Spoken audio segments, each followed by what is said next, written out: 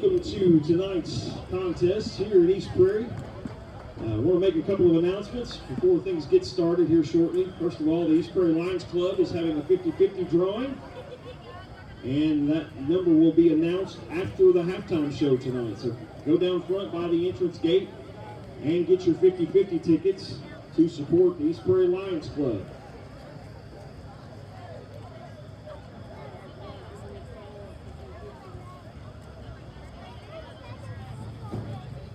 Good evening, ladies and gentlemen, and welcome to the 2023 Family Night here at East Prairie High School.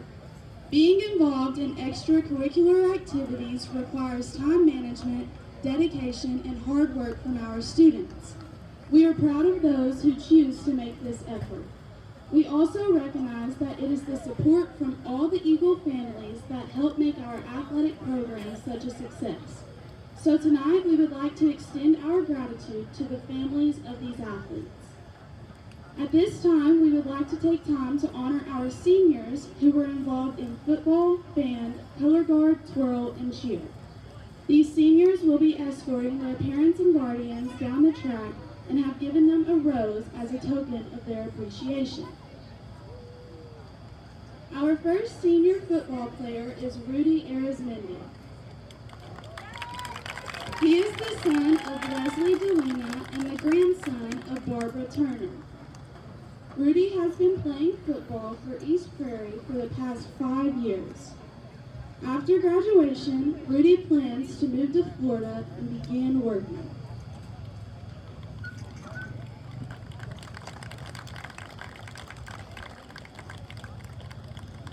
Next up is Jacoby Fahrenberg. He is the son of Shelley Fahrenberg. Jacoby has been playing football for the past 5 years. After graduating from EPHS, he plans to go to work in construction.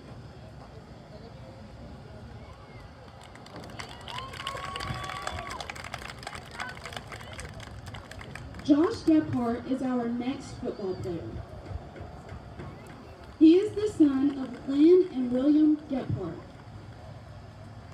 Josh has been playing football since the 7th grade. And after graduating from EPHS, he plans to do gym influencing or go to a trade school to be a lineman.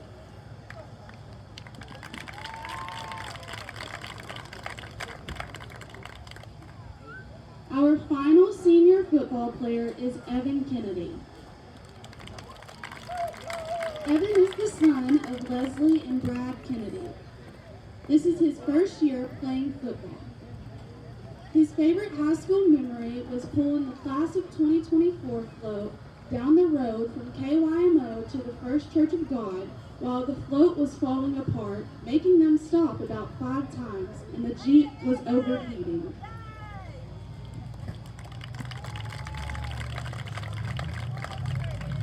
Next up are our senior cheerleaders. Our first senior cheerleader is Aubrey Cogdell. She is the daughter of Jody and Jeff Cogdell. Aubrey has been an EP cheerleader for the past 6 years. Her plans after high school are to get certified as an EMT or marry rich, whichever comes first.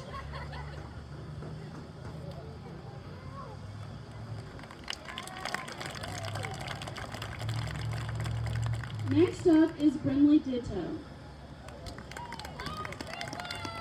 She is the daughter of Nicole Kirby. Brinley has been an Eagle cheerleader for the past 6 years. After high school, she plans to attend dental assistant school.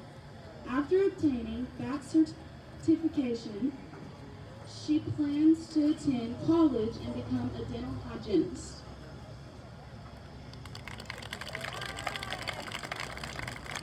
Our final senior cheerleader is Ava McCutcheon.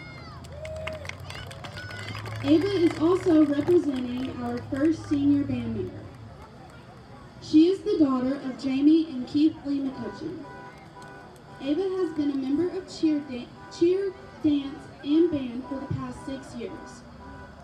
She plans to attend college and then go to medical school to become an anesthesiologist and be rich. once she pays off her student loans.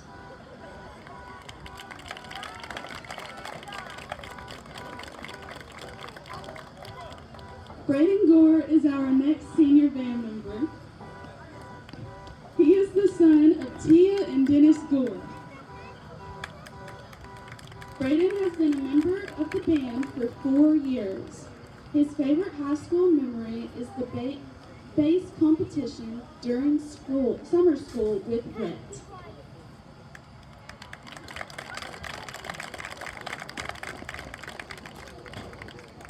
Up next is our senior band member, Allie Brooke Yon. She is the daughter of Heather and Steve Yon. Allie Brooke has been a member of the band for 6 years. Her plans after graduation are to attend SEMO and get a degree in middle school education.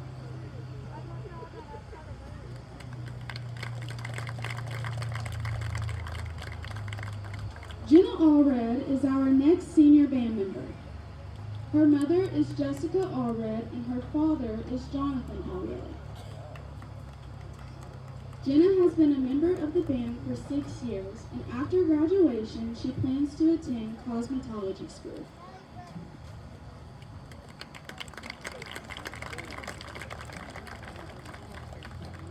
Our next senior band member is Lance Staples. He is the son of Candy and Lee Staples. Lance has been a member of the band for 6 years. After graduation, he plans to attend Southeast Missouri State University and major in music education to become a band director.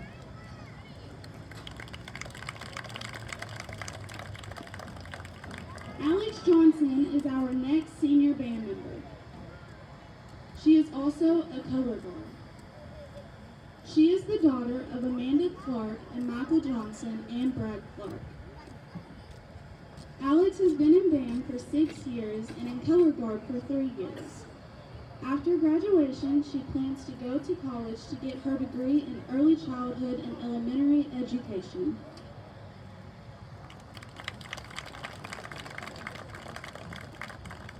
Our final senior band member is Valerie Miller. She is also a color guard. Valerie is the daughter of Tia and Dennis Gore. She has been a member of the band for 6 years and color guard for 3 years. After graduation, Valerie plans to attend Southeast Missouri State University to major in English education.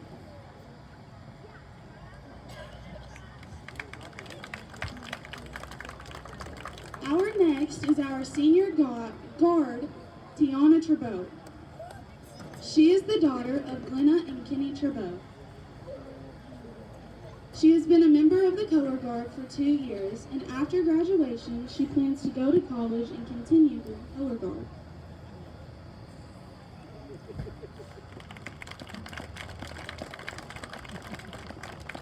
Our final senior guard is Vanessa Vasquez. Vanessa is the daughter of Rocio and Miguel Vasquez. She has been a part of color guard for 2 years. After graduation, she plans to attend Southeast Missouri State University and major in nursing.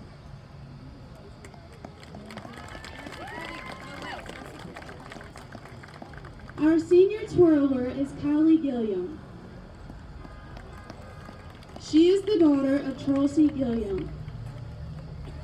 Kylie has been a member of the band for 4 years and twirl for 6 years. After graduation, she plans to attend nursing school. Her favorite high school memory is when they got conference champs.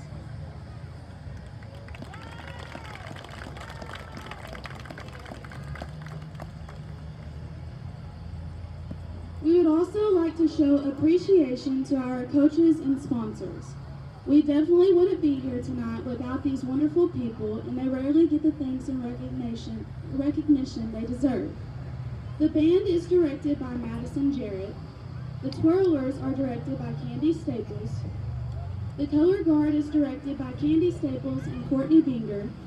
The football team is coached by head coach David Stalker and assistant coaches Deverance Jones, Nathan Owens, Andrew Owens, and Jacob Hope. Cheerleaders are coached by Andrea Sanders and Jamie McCutcheon.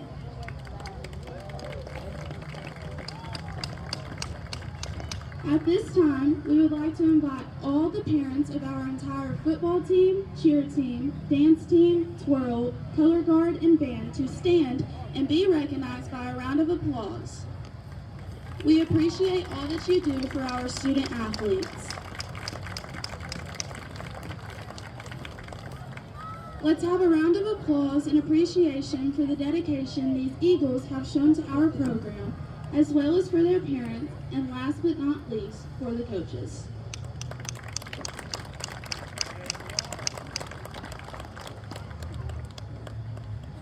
At this time, we will dismiss our students to their respective areas to get ready for the game. Thank you everyone for your attention, and go Eagles!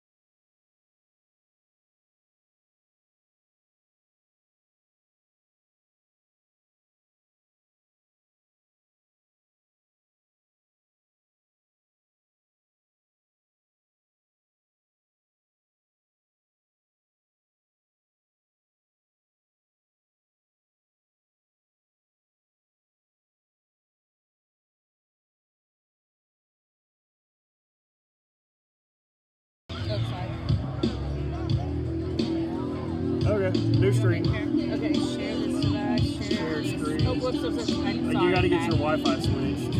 Oh, yeah. They're coming.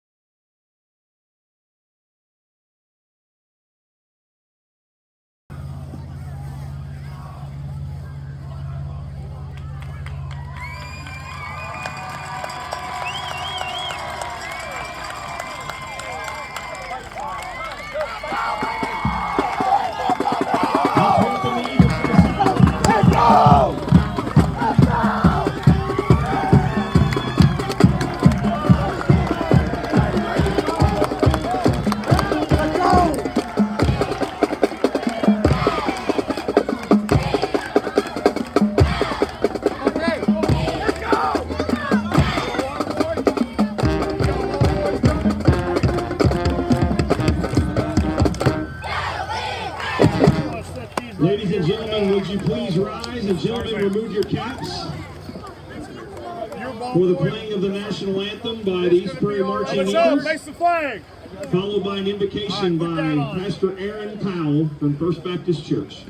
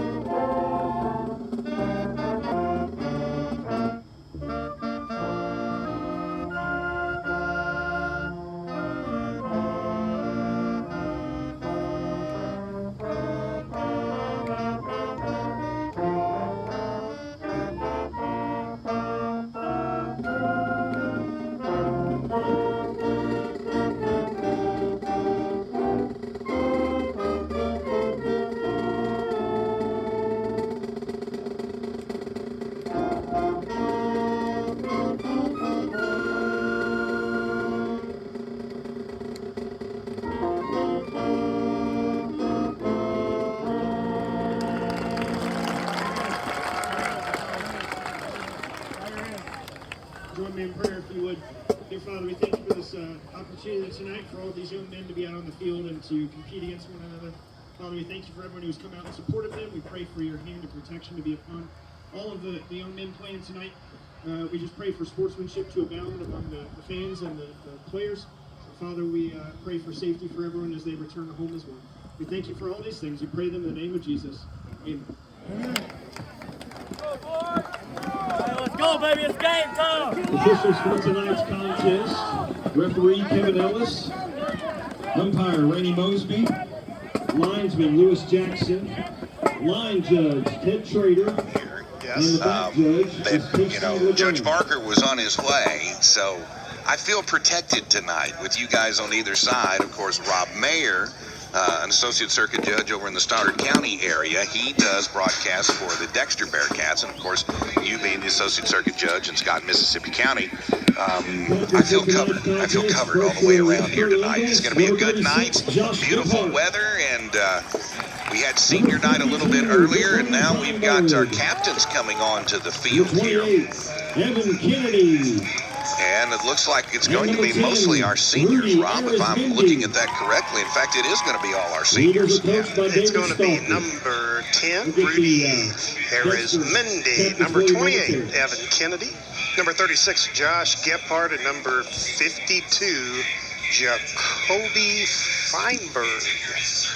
And of course, Dexter coming in, we were talking about it to begin with a 2-1 record. We're 1-2. The Eagles are really going to have to step it up tonight. You know, the Bearcats hung tough with New Madrid recently, and they've got a huge roster. And I tell you what, kudos to the Dexter fans. They traveled well. Those stands are full across. And of course, our East Prairie fans are always in the stands here. And of course, the folks that are lined up around the side of the outside rim, if you will, of the field. So thank you guys if you're tuning in. We appreciate you listening in here tonight, and glad to have you here. I felt like my right arm wasn't there.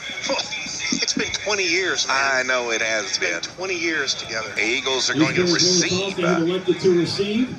So we're going to have a kickoff. So we got Coach Jamerson. I saw him out on the field shaking hands with the umpires. And I tell you, he looked like he was walking back to the sidelines with a little humps. Oh, yeah. His step. You think that this man's not going to come in here in the Eagles' house and not have these kids fired up tonight? Oh, He wants, I'll guarantee you, he has talked all week to these kids about not wanting to go home, not make their bus ride back to Dexter with an L Absolutely. on the sheets. And so these Dexter Bobcats, they are going to be fired up tonight. They don't want to let their coach down. They know how important it is to him for him to get a win. But on the other side. And then on the other side. Yeah. Then, you got these kids that, some of them, I guess they would have been like junior high-ish whenever Coach Jamerson was here, but they remember it. And I'll tell you, they've been talking about this too. Yeah. And what kind of sandwich that would be. Oh, I know. Handing him that if he had to go back to Dexter. So I expect this game to be a good game. Dexter's got a really good team over there. It's going to be fun. Well, we're fixing to do it, and as soon as we get done with the kickoff, we'll do some station identification just to give the heads up to Terry back there. So stand by with that because the teams are out. East Prairie's on the field. Dexter's lined up, and here we go. And the kick is up, and it's deep. It's going to hit at about the 19, roll around, picked up by Tavion Ware at about the 11, 25, 30, and that's where he gets knocked down. And that's where the Eagles will take over 1st and 10. And let's just get to it. It is just after 7 o'clock on a Friday night. You are tuned into Eagle Football. This is KYMO East Prairie.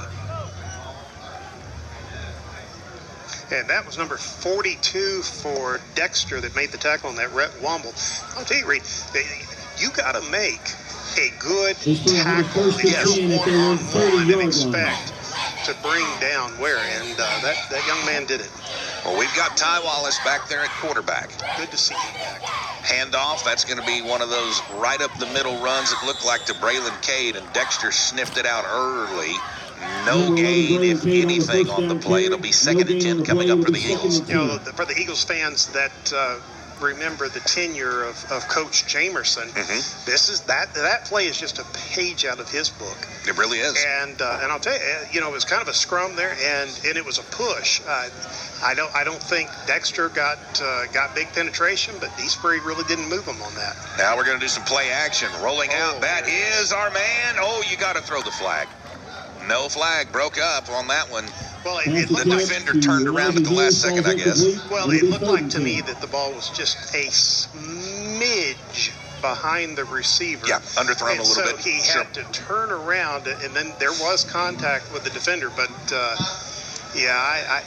to me, that's a good no call. So 3rd and 10 for the Eagles here. And, of course, this is the 2nd week in a row that we have faced a team with a former Eagle coach.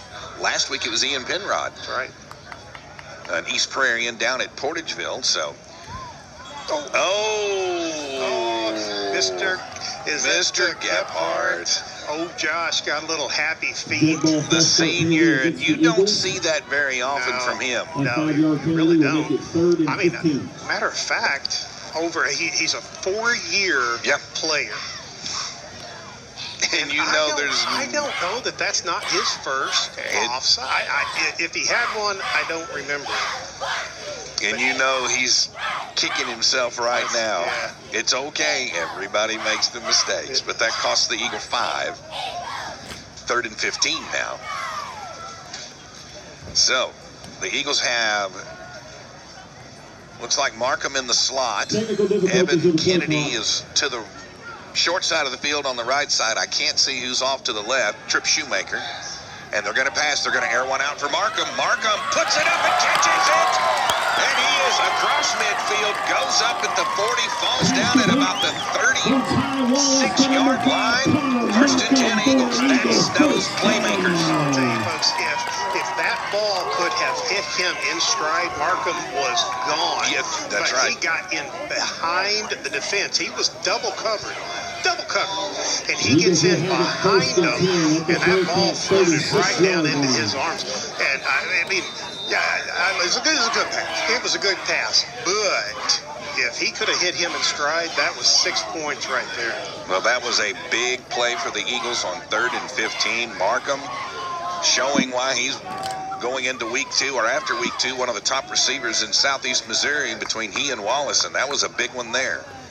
Now Ty Wallace. Markham goes in motion, left side. They're going to hand off. Tavion Ware runs into his own man.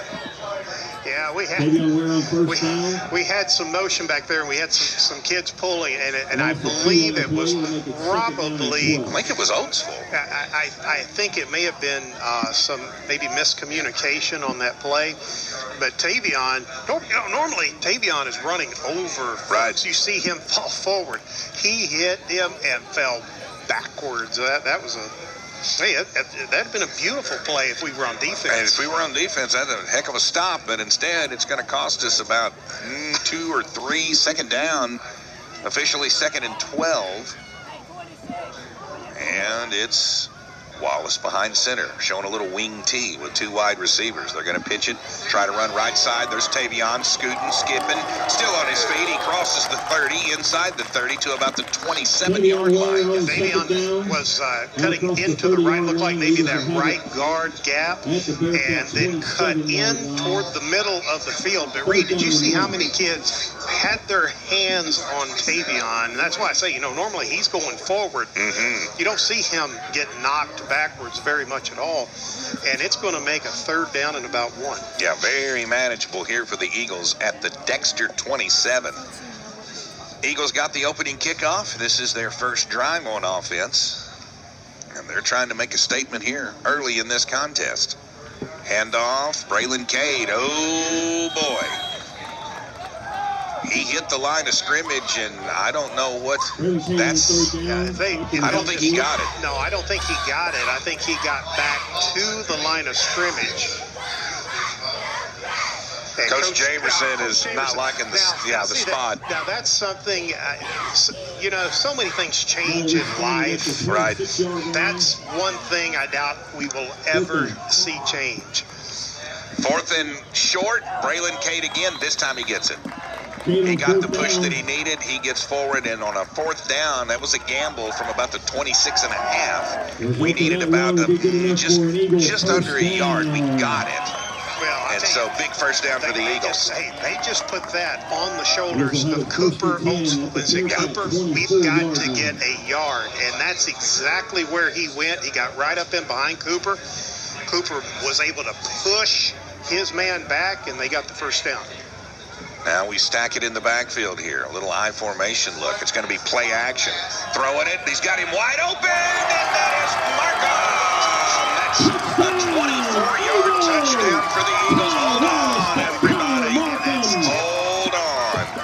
That's typically in the And area it's going back. of a hold. Yeah. And that's what they're going to call. Yep, that's what they're going to call. Boy, you hate to see that. The Eagles really, I mean, you talk about coming out, setting it, setting the tone, boom, in the end zone. And with 8:19 left in the first quarter, you take that 6 away and you march it backwards. Big call on a big play. That's highly unfortunate, but they did have good penetration over on that side of the line, and that's where quarterback was trying to float out too. And so sometimes on that line, if you get somebody that gets that edge, you do not want your quarterback to get hit unabated. So it just is what it is. Handoff on first and about 20, and they are having nothing to do with Tavion Ware in that one. Yeah, Tavion was going right to left. He had a blocker in front of him, but they had two white jerseys coming across. And it also looked like there was there wasn't good flow on that play. It looked like maybe somebody was not in the position that they were supposed to have been in. That's going to bring up second down and a 22. Long 22. So the Eagles had 6. They took it off the board with the holding call, and that turned it into a first and 20, now a second and 22. Lining up in the wing T, an empty backfield. Back to pass, he's protected. Now he's getting flushed from the pocket. Oh, he's going to air it out. He's airing it out into a lot of coverage. It's tipped in the air and picked up by Trip Shoemaker. It was volleyball tipped in the air by Markham, and Trip Shoemaker just said, thank you. Have we ever seen a Markham throw a ball up in the air? No, we've never seen that. Remember any time we saw that? Not really. Wow, he went up in the air and he tipped the ball up, and then Shoemaker. We can't say enough about Shoemaker, what he's done. Especially defensively. Defensively, where he's been going up and bringing balls in. And then tonight, he's doing it on the offensive side. That kid has some great concentration. Talk about a lucky tip. So here it is, first and goal from the 4. 7:03 left in the first. Oh, boy. And Dexter is going, that is East Prairie, that is East Prairie, and it was East Prairie. False start. And that's one of those, this is one of those things that East Prairie really cannot afford to do. We've seen some very inopportune penalties. Now, I'm not throwing shade on that holding, okay? Right. Because, you're going to have to protect this quarterback. But now the offsides, those are cheap ones, and that needs to be polished up. So first and goal from the 9. Rolling out. Our quarterback is scrambling, and he scrambles forward, and it's going to be second and goal from about the 2. Hey, now what I love about this is I would rather him not be scrambling. Yeah, especially right now. In relation to the injury and what he's and his ability to stay in this ball game tonight, but seeing him run, seeing him make that corner, there was no trepidation whatsoever. Yeah. It wasn't favoring anything, so that's a good sign for a quarterback. They're going to officially mark it at the 3. Second and goal from the 3. Handoff, Tavion Ware. He is trying to push forward. He might have got a yard. Third and goal coming up. They're going to. So we're going to have to bump this out. I mean, it's pretty much. Coach Jamerson knew, or he planned and he schemed for tackle. He schemed for everything to be inside this box. He said, boys, if they're going to beat us, they're not going to beat us between these two tackles. And so, as of right now, I mean, it's kind of even on the line of scrimmage, but we're gonna have to bump something out and hit a corner. They're going to put a man in motion. That's Markham. Markham cuts back in the inside. He ducks under one, and look at that. That's called presence of mind on the field. Markham into the end zone. No flags. 6 for the Eagles. That's what they tried to do. They were trying to get that corner, but there was great penetration coming off the right side of the Dexter line. And they came across the line of scrimmage. And Connor, when he saw that, and he can make those quick cuts, and he just cut it back up and was able to find his way into that end zone. And quite frankly, he got hit. He could have been stopped before he got, but he worked his way through it. Well, we're going to see Markham now take the snap for the 2-point conversion. Eagles have been a little weak on this, and he throws the ball, and it is a low throw. No good on the 2-point conversion, but it was a Harper's hometown grill touchdown, and the Eagles take an early 6-0 lead with 5:14 left to go in the first. We'll be back in 30 seconds with the kickoff. This is Eagle football on KYMO. With Eagle Pride and being Eagle Proud, the East Prairie R2 School District has the vision of forging strong, positive connections with students so that they can build independence and confidence along with academic knowledge. The East Prairie R2 School District wants to provide students with the opportunities to learn, grow, and thrive. At the core of the success in the East Prairie school system is the positive relationships that are nurtured, allowing for a unique and accepting environment for all students. Preparing students to move forward with a strong sense of self and to a life with promise is the goal of the East Prairie R2 School District. Now, back to more Eagles football action on KYMO. And we come back to this one here on this Friday night. A beautiful Friday night. Game time temperature was 74 degrees. Before it's over, we'll be in the 60s tonight. And overnight tonight, we'll fall back into the lower to middle 50s. This morning, Cape Airport was at 48, Rob. Really? Yes, sir. It was chilly when I walked out to go to work this morning. I'm like, yeah. Now the Eagles set to kick. The big man kicking. And he puts it right to the front line. That was number 78 doing the kicking, and that is Landon Butler, a freshman. He sends a line driver right into the front line of the Dexter kick return, and they're going to have the ball starting a 1st and 10 from their own 48. Looks like there's going to be going to give them water timeout, Reed. Well, we'll take one too. 60 seconds, a timeout here, and we'll go back to the station. This is Eagle football on KYMO. Stanley Muffler Company in East Prairie is a proud sponsor of Eagle football on Classic KYMO.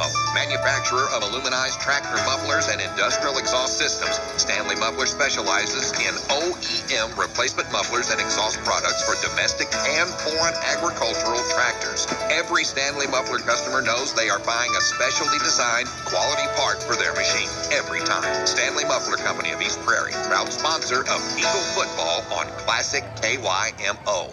Gentiva Personal Care is here for you and your family. Located at 905 East Main in East Prairie. With compassionate support of Gentiva Personal Care caregivers, people can continue to safely and confidently maintain their independence at home despite difficulties with the activities of daily living. Gentiva Personal Care, their place is by your side. Gentiva Personal Care, open 24 hours. Give them a call today at 573-649-3316. Now, back to more Eagles football action on KYMO. And we come back to action here. The short kick, so they're going to have a short field to work with. So the Eagles hoping that their defense can hold here. It's going to be like kind of a spread offense, and they hand it off to their big running back, and he's a big boy. That is number 22, Jet Graham's junior. And you got to give the Eagles some credit there. They hit him, but give him credit. He fought for a yard, 2nd and 9 coming up, because he was hit behind the line of scrimmage. Oh, yeah, he got hit behind the line of scrimmage, and he ran through about 3 tackles before he was able to get wrangled down. That's a strong young man.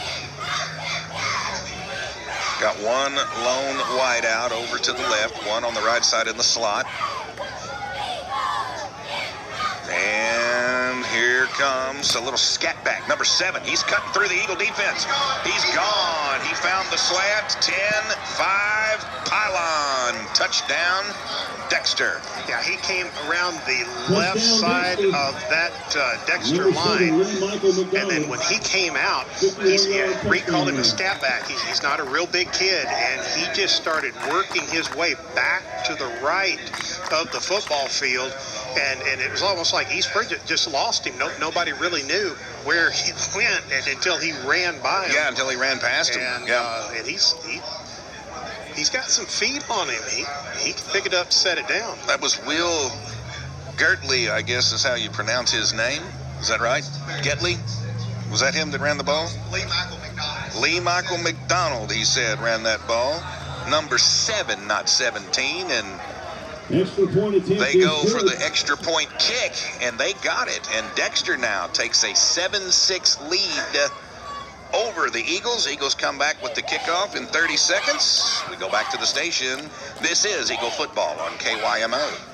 Finding the right insurance coverage can be a daunting task, but when you call and work with the folks at Kirby Insurance, that task becomes much easier. Located at 219 East Main Street in East Prairie, Kirby Insurance is a one-stop insurance agency. They represent many companies with auto, homeowners, business, and farm coverage. So the next time you're looking for good insurance, call Kirby Insurance in downtown East Prairie at 649-9959. Now, back to East Prairie Eagles football action on KYMO. And we're back here in East Prairie. So it was a big play once, twice, and Dexter's in the end zone. It was Lee Michael McDonald, number 7, that did that running. He was running so fast I had trouble catching the right number on his jersey. That never happens with us. No, we don't have bad eyesight at all. Has nothing to do with age. Good kick, booming kick, and it's hauled in at about the 6 or 7 yard line by Tavion Ware. He's looking for room, finds a little, gets it out to about the 24 or 25, but there's the difference. And I know people are like, oh, here he goes. But it's football in a game of inches. It's a huge deal to start out a drive on a 24-yard line, as opposed to having to start out a drive on the 49-yard line. I mean, that was a good kick. They had good coverage, and quite frankly, it was a good return. I mean, he picked up some yards on it, but that's about 20 yards on the return, folks. That's what football looks like right there. So the Eagles packing it in tight. Markham goes into motion, fakes it, handoff, met at the line of scrimmage. Going to bring up second down and maybe 10. That was Braylon Cade with the carry. And that was number 44, Jason Hervoyowicz. I would you think? I like it. You think? Well, it's a kind of a word salad, but that young man, number 44, there was a pretty good gap on that offensive line, but 44, the middle linebacker, stepped up and filled that gap. Handoff. Tavion Ware bounces to the inside, outside. He's going to pick up a couple, but it's going to bring up third down and at least 5. They gave a yard on the previous play to Braylon Cade. Make it third down, and that's a long 4, isn't it? Yeah, it's going to be a long 4, but another good gap they had. Now, that time it was on the left side of the offensive line, and that center guard gap got a good gap open up. Tavion coming out. He was actually coming from left to right, but then he found a seam, was able to pick up another 3 yards in that seam. And look, it's a manageable third down. So the Eagles at their own 30, 3rd and 4. They're going to pass, and he airs it out. Markham goes back, gets separation. Oh, that little bit of contact slowed him down. Yeah, Markham came by, and there was contact, and I'm not saying that the defensive player did anything bad, but there was contact, and that little bit of contact is all that it took to disrupt the timing, because Ty Wallace threw that ball, that's where Markham was supposed to be, if but not for just that one little stutter that happened. Coverage on that play by Christian Wers. We punt now. Tavion Ware puts the boot to it. Picked up at the 30-yard line. There's a flag thrown. 2 flags thrown. And now they wind up. That was number 8, I do believe, doing the carrying. R.J. Farmer, as he crossed the 50 into Eagle territory at the 45. But a couple of flags thrown on that one. And these are going to go against Dexter. And quite frankly, we got to teach Tavion how to fall down. because there was contact on the punt, and Tavion having that balance that he's got, it was more than enough. If he'd have flopped out like a fish, that would have been the flag on the field. But anyway, it was a good punt. It was a very good punt, and lucky for us, there was a hold, so that moves them back. They're going to be on about the 43-yard line, first down. So it was a pretty good return. I mean, even after the penalty, they still netted about 11 yards after the penalty. Now there's some discussion out there. Not sure. They had the wrong football. Oh.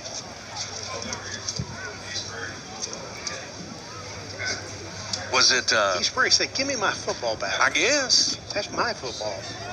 Is the Patriots out there airing footballs up or something? Is Belichick doing the footballs? No, I mean.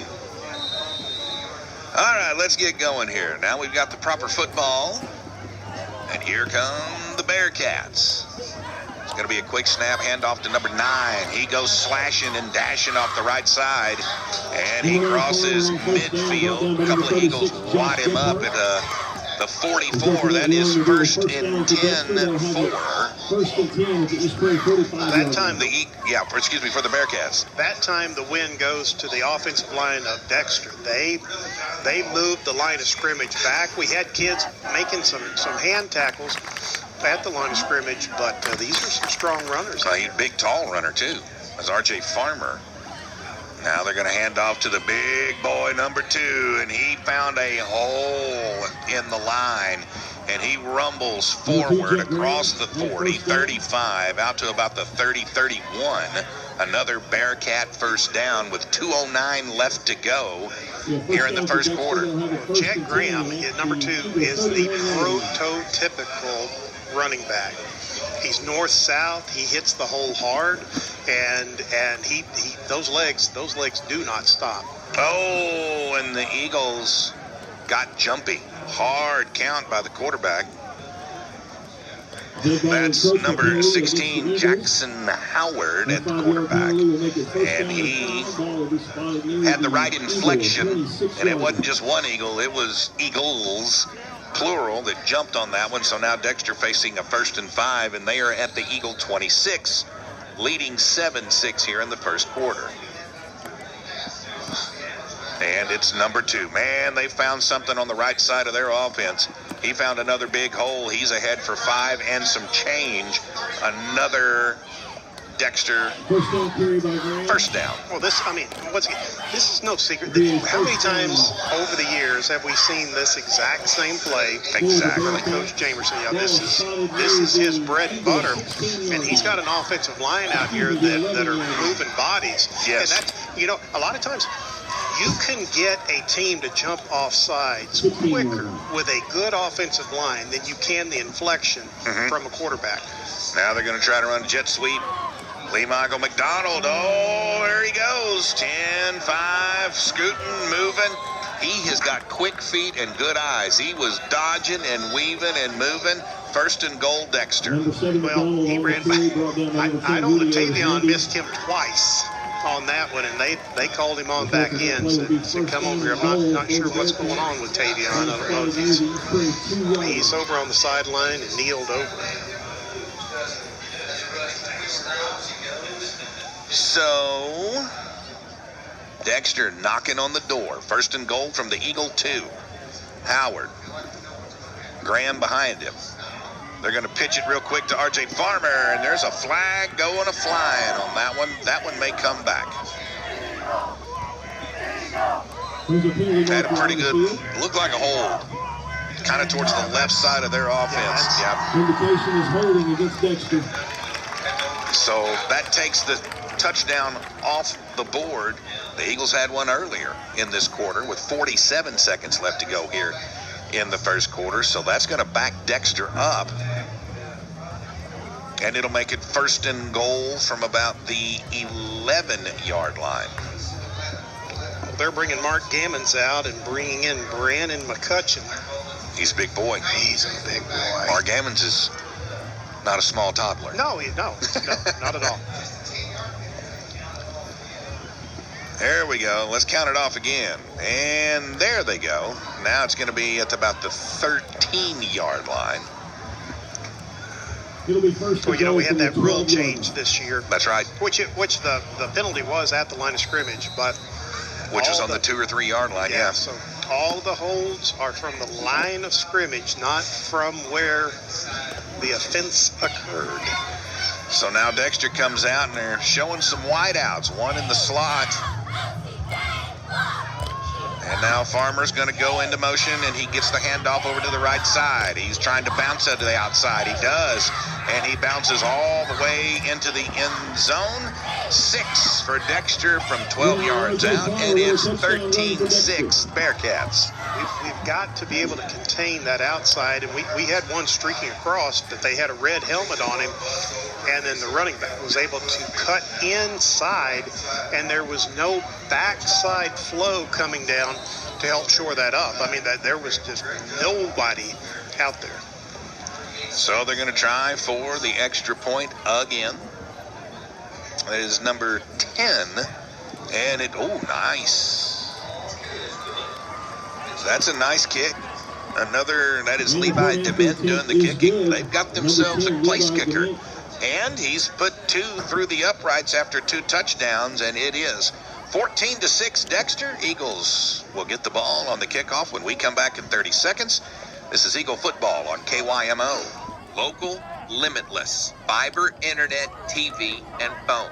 It's all there at GoSimo Fiber. GoSimo Fiber believes in going big, but not going home. No, they want to bring the best and fastest internet to your home. Bundle in your TV service and phone at GoSimo Fiber. They have a package to suit your needs. Call them today, 573-321-9203, or reach out to them at GoSimoFiber.com. GoSimo Fiber and the Simo Electric Cooperative. Here to serve you, here to serve the community.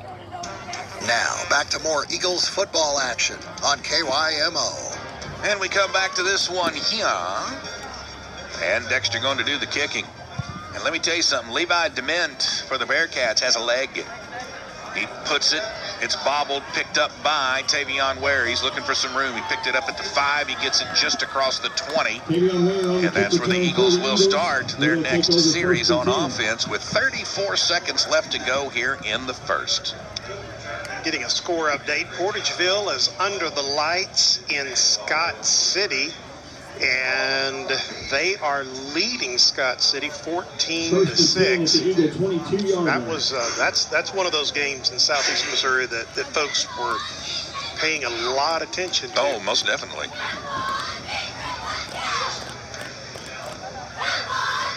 I had an update from Ryan Tate. The Cape Central Tigers are up at Park Hill Central, and they had an early 7-0 lead in the first up there. Now the Eagles. Ty Wallace drops back. Play action. Look out from behind. He airs one out to Markham. Got it! That's another big play across the 50 down at the Dexter 42-yard line. I'll tell you now, Markham's not a really tall kid, but he can get some air under those feet, and he came up with the concentration to hold that ball in. And I also got to say, our quarterback, that takes some. Yeah.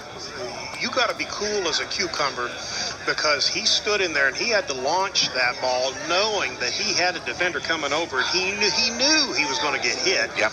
But he put it out there exactly where he needed to be, took the hit, first down. Handoff. Tavion Ware looking for some room on the left side. Finds a little room on the left side. Picks up 4 or 5, and that's going to do it for the first quarter. We go to the second quarter, and we'll be back in 60 seconds with that action. It is 14-6. Dexter on top here in East Prairie. Back in 60, this is Eagle Football on KYMO.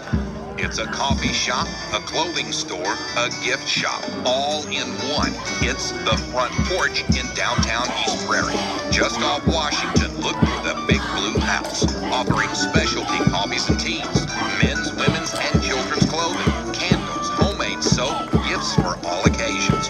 Open Tuesday through Friday, 8 until 5, and Saturday, 8 until noon. The next time you're in East Prairie, stop by and visit the Front Porch in downtown East Prairie.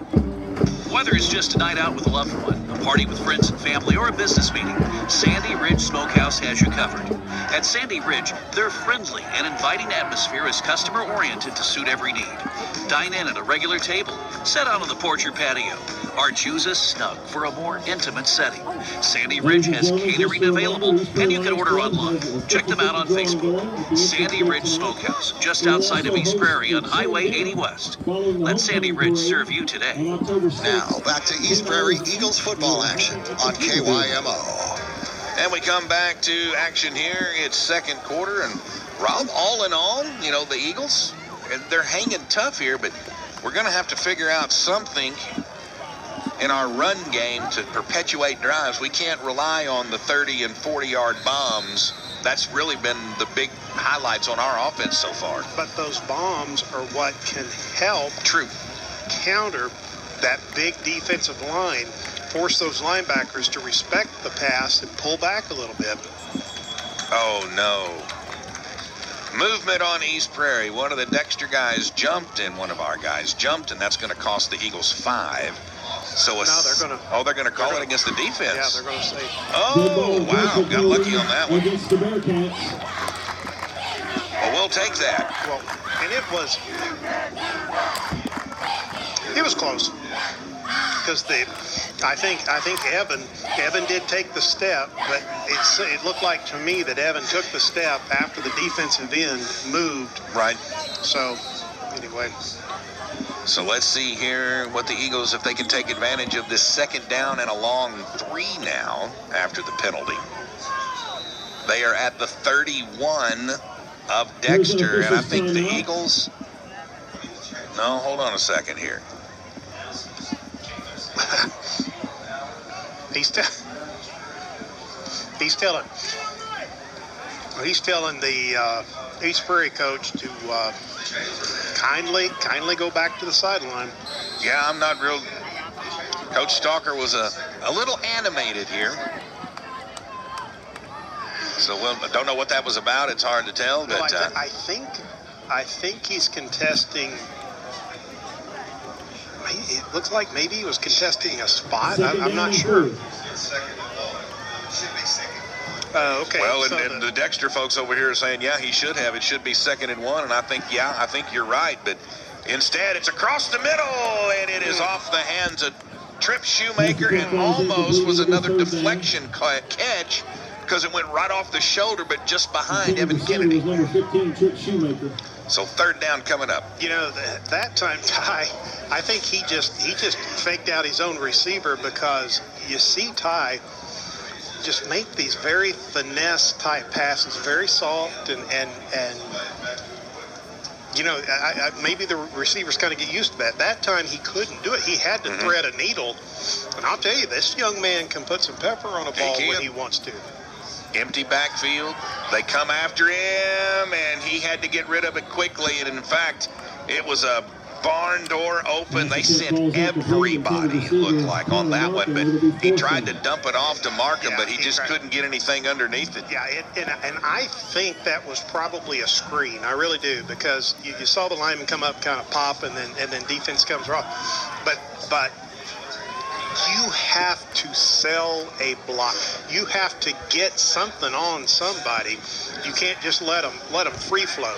And now on fourth down the field it goes, and it's dropped. They went for it on fourth down at the Dexter 31, and Markham had his hands on it, couldn't come up with it.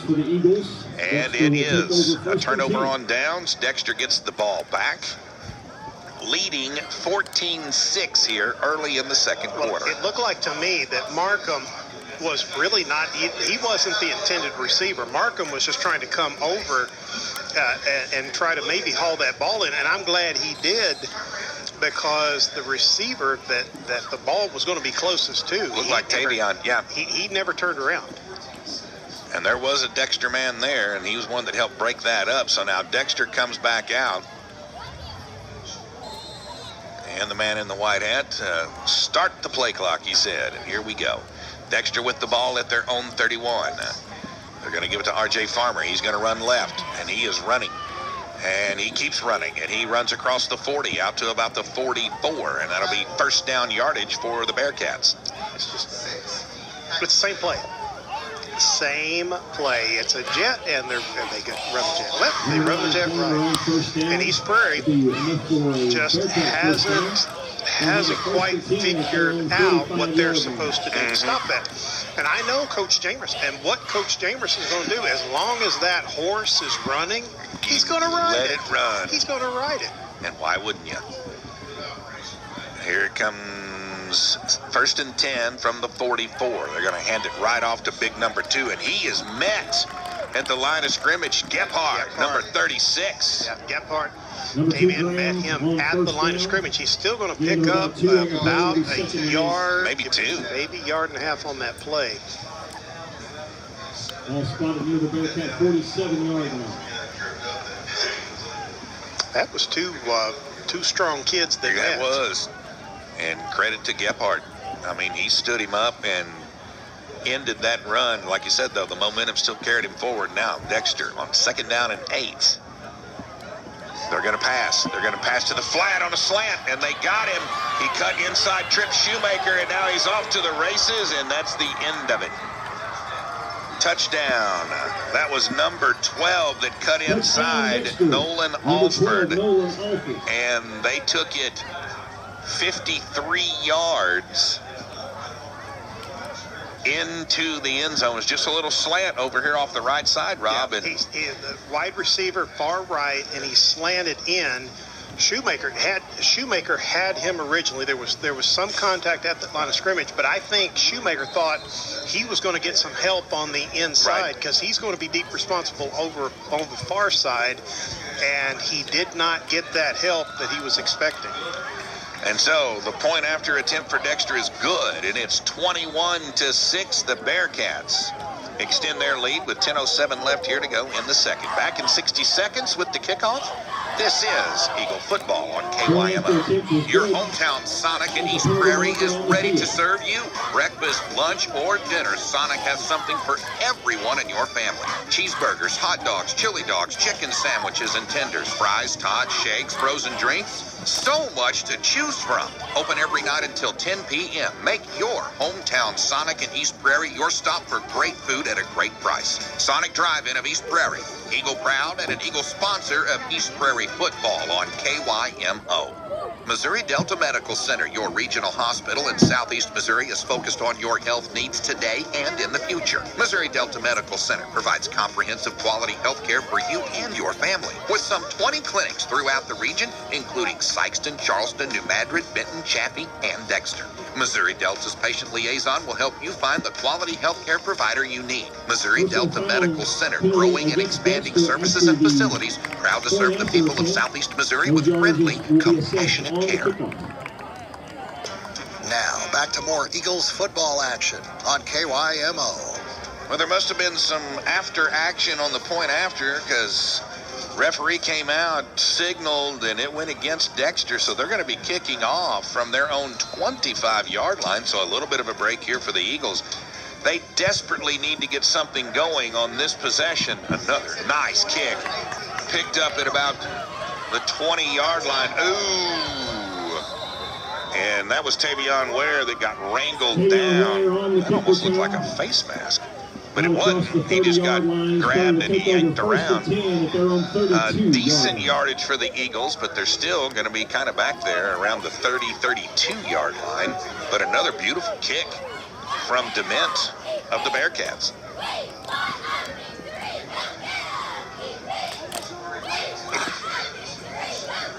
Wonder if he's got a brother that wants to come and play in East Prairie in the next couple of years. We could use a kicker like that. I mean, he's got a boot. Looks good. So we've got East Prairie with the football here, 21-6. Dexter has the lead here in the second quarter, and the Eagles really need to, every possession counts, but we need to put some points on the board here and not let this thing get too far out of hand before halftime. Ty Wallace drops back. He's looking to pass. He's got problems, big problems. And those problems result in a quarterback sack. Wallace brought down in the backfield. And that's going to be a huge loss all the way back to the 20-yard line. Wade, we've got a flag back here in the backfield. Ball will be spotted at the 20-yard line. So let's see what this is about. It'll be second and 22. Flag is back here between the 50 and 45-yard line.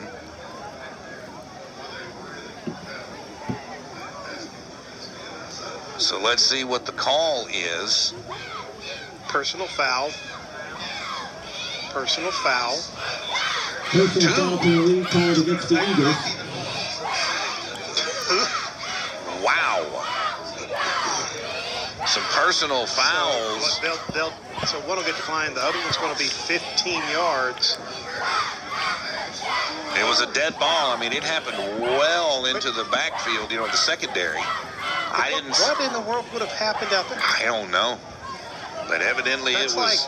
That's around the free safety realm. Free safety. I mean, you don't get penalties out there unless it's pass interference. And the quarterback sack itself drove us back a long ways. And now, wow, 2nd and 37. Wait a second. There we go. Yeah, and now we're going to be, let's see, all the way back to the 10-yard line. Correction, it'll be second down. Second and 32 line. officially. Ball on the 10. Okay, it's a manageable second down. There's nothing to worry about here. We're going to pass. Trip Shoemaker makes the catch in the flat. Trip Shoemaker takes off running. Trip Shoemaker taken down shy of the 20, but we picked up a little bit. Now we need to pick up about, I don't know, 25. We need a good solid 30 yards just to get a good first down. 3rd and 25. We need 26. Eagle 18-yard line. Clock running with 9:12 left to go here in the second quarter. Ty Wallace comes up. Got a lone setback. That's Tavion. Fakes, looks, passes, lays it out in the middle. And we've got Connor Markham battling with his defender. Both of them were locked arms out there. Good coverage. No flag thrown. That was Christian Wares on the coverage for Dexter, and it brings up 4th down for the Eagles. So, yeah, they're allowing a lot of contact between the receivers and the defensive backs, but quite frankly, they're doing it on both sides of the ball. And if you do that on both sides when both teams are on offense, it's okay. Yeah, let it happen. It's okay. Tavion angles the kick. It rolls out of bounds, and it's going to roll out somewhere around the 48, 47-yard line of Dexter. We're going to have another penalty. Tavion's coming out without a helmet on. I'm not sure what that's about. Personal foul. Now, that one went against Dexter, did it not? No, he just said personal foul against East Prairie. Oh, okay. I thought he pointed to... So maybe some frustration for the Eagles here. So hold the ball. And that was the man with the white hat, I believe, that threw that flag. So the Eagles trailing in this one 21-6. And now the personal foul against the Eagles. Personal foul penalty against the Eagles. That's something we haven't seen in the first 3 games. And here in game 4. All of a sudden, the penalties are starting to rack up for the Eagles here tonight. That's 2 big penalties here, just wham bam in the second quarter, not to mention some miscues and some other things here. And now Dexter. So East Prairie's going to be on defense. Ty Wallace was arguing he wanted to stay in a ball game. The coach was saying, no, it's time for you to come out. Empty set here for the quarterback. They get some, they're going to run the jet sweep onto the right side, and there's a lot of room to run. R.J. Farmer makes the turn. It's going to come back. There's going to be a hold. He got the corner, but they outlawed the hold. They're going to call a hold. Yep, they're going to call it on Dexter. I think they're going to call it against number 12 on that one. I mean, it looked good. It was another around the right side, and you saw it once he made that cut that he was gone. But right there is where they, if you're going to do that, don't do it right in front of the ref. Or you got to keep those hands. Yeah. Got to keep those hands inside. And then what happened was the defender tried to twist out. Right. And when he twisted out, that's when that fabric came out, and it makes it easier for the ones wearing the stripes to see that. So that takes the points off the board. Second down, and or would that be first down? Should be first down. Anyway,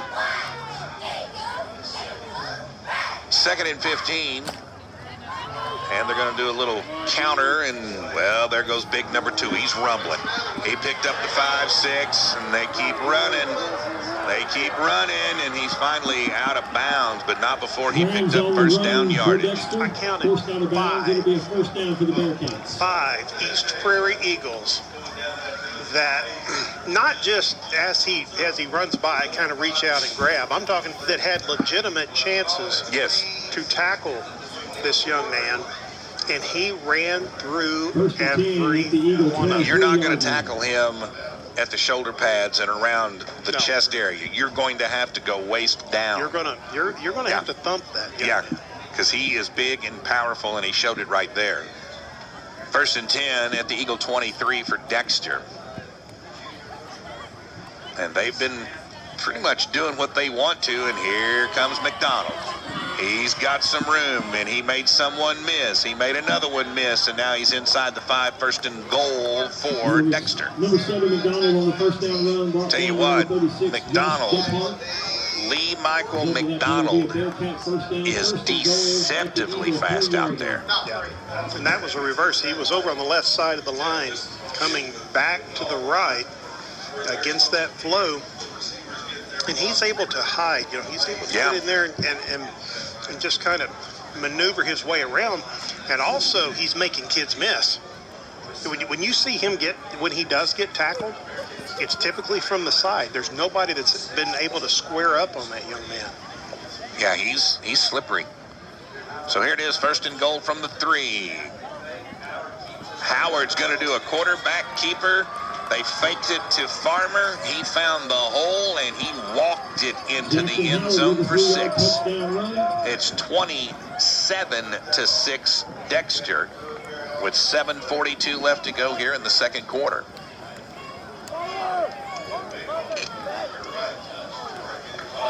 I don't even think he got touched when he stepped into the end zone. No.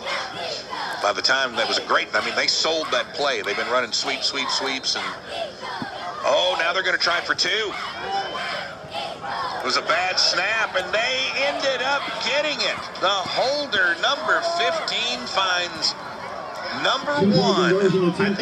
I think that was a called play. You think it was a called play? I think it was a called play because Dexter guy's over here going. You had 3 receivers that broke, and all 3 were standing in the right. They were standing there. They were standing in the right side of the end zone. And they made no attempt to block it. They went on snap. They went out. Well, it worked to Dexter's advantage. They got the 2, number 15. That is Ryder Williams. Snatched it, chunked it, and put it into the arms of Neely. And so it's a 29-6 game. We'll stay with it here, waiting for the kickoff. So Dexter pretty much having their way offensively here against the Eagles. Eagles have had some good stops here and there, but Dexter is, they're showing that they've got the athletes out there, and they are picking our edges apart tonight. That's what's really setting the stage for what they've done and putting it into the end zone. Let's see if the Eagles can get back on track on this possession. That kick not so good. Snagged by Kennedy. I believe that was number 28. He stuck out there and grabbed that worm burner and hauled it in, and he did some running. He looked like a shortstop out there. He did. You know, his mama took a deep breath right then. My baby's got the ball. 7:36 to go, second quarter. Reed and Rob here on a Friday night. It's Eagle football here at KYMO. I'm getting updates from Mr. Penrod. 36-6. Portageville's on top at Scott City. 4 minutes left in the second half. I told you that. Yeah. They're good. That team's good. 14 all Cape Central and Park Hills Central in the second quarter. Tavion Ware found a hole. Tavion coming left to right, had a big hole over on the right side of that line. He got through the hole. He got up in the linebacker court, cut to the left, and there was just a seam. I thought, just for a second, I thought this young man is going to score a touchdown right here. But to Bearcats' credit, somebody came over and got just enough on him to knock him off center. He took about 2 more steps and then kind of lunged forward. But if not for that, I'll tell you something. That was seen over on the far side. Coach Jamerson's called timeout. He's bringing them over, saying, "What in the world is going on here? Don't you give them an opportunity to come back on you." And that's probably, I think you're exactly right. They call a timeout with 7:12 left to go. The timeout again, charged to the Dexter Bearcats. So 29-6. We'll be back in 60 seconds. This is Eagle football on KYMO. Pizzas, burgers, fries, and more. Harper's Hometown Grill is what you're hungry for. Located across from the East Prairie High School, Harper's, a proud supporter of the East Prairie Eagles and home of the Eagle Burger. You can dine in or pick up at the drive-thru window or find them on the Toast app. Whatever curbs your hometown appetite. Open Monday through Saturday from 9 a.m. to 8 p.m. Give them a call, 573-649-3603. Harper's Hometown Grill, hometown proud. When planning an exterior painting project, plan on Best Look exterior paint and primer in one to achieve the lasting results that can weather all of nature's harshest elements. This tough acrylic coating is ideal for any exterior job, including vinyl siding, trim, wood, stucco, and more. Providing a mildew-resistant coating keeps your surface beautiful. When only the best will do, choose Best Look paint and primer in one exterior paint for your outside painting project. Stop into Davis Home Center today, your do-it-best store in East Prairie. Now, back to more Eagles football action on KYMO. Eagles come back to this one, and the Eagles pull reverse, and Markham doesn't shoot. 20-15, caught from behind by the Bearcats, but not before the Eagles get it down inside the 15-yard line. Looked like for a second he was going to make the play into the end zone, but number 26 for the Bearcats saved the touchdown. Yeah, number 26 is Christian Wers. And I'll tell you, Christian Wers, he's got some legs. Markham's not slow. Markham was streaking down the sideline, and Mr. Wers reeled him in, made a good tackle. But yeah, that was a fun play. You don't see the Bearcats getting out of position that much like that, but they all went to the left. Plays coming to our left and got in behind them. Now Tavion Ware finds a hole. Tavion Ware, touchdown Eagles. Hey, now there's some football. That's the left sideline. That left tackle, and they opened up a big hole, and Tavion ran through it, cut to the right, got up in that linebacker core. I don't think Tavion was touched. No, I mean, that was a great run, great vision. So the Eagles close the gap a little bit here. They get another 6. That is a Harper's Hometown Grill Eagle touchdown, and now they're going to go for 2 here. Trying to pull back to within 15 with 6:34 left to go here in the second quarter. Wallace behind center. They're going to run out Play action, dump into the end zone. Nice play by Dexter, slapping it away from the intended receiver. Looks like they were going for Elijah Hughes, number 12. Yeah, they were trying to hit Hughes in the corner. That was Devin Turnbow. Devin Turnbow stayed with his man, got up, did what he was supposed to do, got his hand on the ball, just knocked it out of there. Good play. Both sides. Yeah. Good play. Yeah, good play. There was a flag on the play. It was declined. So we'll come back with the kickoff here in 30 seconds. You're listening to Eagle Football on KYMO. With Eagle Pride and Beat Eagle Proud, the East Prairie R2 School District has the vision of forging strong, positive connections with students so that they can build independence and confidence along with academic knowledge. The East Prairie R2 School District wants to provide students with the opportunities to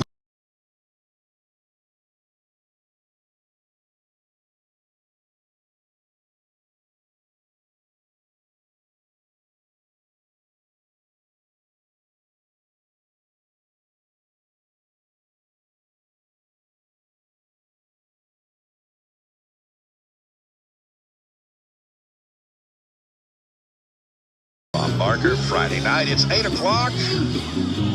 We're pretty dead gum close. Let's do station identification. This is KYMO East Prairie. So the Eagles found a little spark on offense. Rob still down by a pretty good margin here. It's 29-12. But they're trying to claw back, and as you say often, just, hey, they scored 29 points. What says we can't? Be nice if we could maybe get a stop, get the ball back, maybe close this to within, a score or two before halftime. But take what you can get right now, and it looks like we're going to do another short kick. As you think? Yeah, you think. Tucker Parker in. It's a little squib. Hits, picked up. Actually, it's not even picked up. Number 22 did exactly what he needed to do. Slid up over it, protected it like a mother hen with her clutch, and it's going to be the Bearcats taking over 1st and 10 at their 40 on this possession. After last week, should you make those analogies? Well, he was protecting the ball like a mother hen? Yeah. Yeah? Really? He was protecting. It wasn't the other way around. I didn't change the mascot logo. We got an ear full. Oh, it's not over. There was still some rattled feathers over some of the things. And for once. And it wasn't us. It wasn't us. Once, it was not us. Us. Wasn't you. My mom was so proud. Which one of you is Rob? Oh, that was a long time ago. That was in the old press box, He wasn't my baby this time. So here we are with 6:34 left to go in the second quarter. And the Eagles here, there's a timeout on the field. And just a beautiful night for football here. I mean, this weather here in the last couple of weeks after, we started the season and it was less than spectacular. So hot on that first game of the season. And, many schools either delayed their starts or waited a day. But since then, we've had some pretty nice football weather, and tonight is no exception. And it's going to be Graham. Graham off to the races. Bounces off Tavion Ware. Still on his feet. Running down the sideline. He's finally taken out. And how'd you take him out? You had to cut his legs off. I don't know who made that. It was Shoemaker or what, or Elijah Hughes. Somebody back there. Yeah, Tavion is just standing up and making contact with him. That young man is not going to go down like that. And I also got to give him credit. Dexter does a really good job of downfield blocking. They got some big lads out there, but you see those big lads downfield and not doing anything silly behind, right? Howard hands off. Oh, wide right. That's Farmer. He's going to get around, finally take him down. Yeah, Tavion had contact, and kind of got knocked backwards, but then he grabbed him on the back, and luckily, high school rules kind of finicky out there on these horse collars. He brought him down, and they changed that rule, I think, a few years ago, where it says if you grab somebody back and bring them to, they don't have to do that traditional go backwards. They can call a horse collar now. Well, that big run gets them inside the 20 at the 17, first and 10, and that one's not going to happen. Dead ball. Motion against the Bearcats. Motion in the ocean. It'll bring up a first and 15 from about the 21.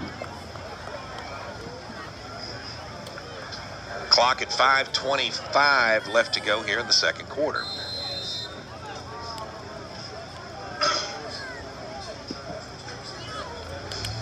So Dexter, after the Eagles, on their last possession, picked up a little bit, but still having problems, Rob, of getting that extra point. Well, you said it 2 weeks ago that they had to figure out those 2-point conversions, because you cannot leave those points on a board like that. And so, and if you think about the penalties that we had early on in this ball game, and then you factor in which we ended up scoring. I mean, so it was okay, and then they had a touchdown called back too. That kind of evened things out. But those penalties, and then these 2-point conversions that we've not been able to capitalize on, we got, it's 12-29. That makes a different ball game right there. Well, it sure does. I mean, if you take those, you go back and you take a look. Okay, so let's say we get those 2-point conversions. So there's 14, there's 16. Now it's a 13-point game. Yeah. And that makes it a 2-score game rather than where we're at now.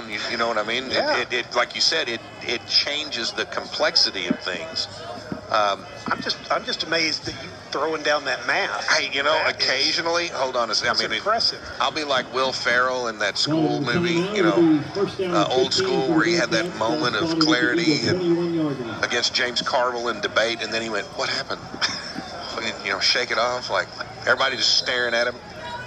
But yeah, I had a moment of mathematical clarity. Thank you, Mr. Riggs.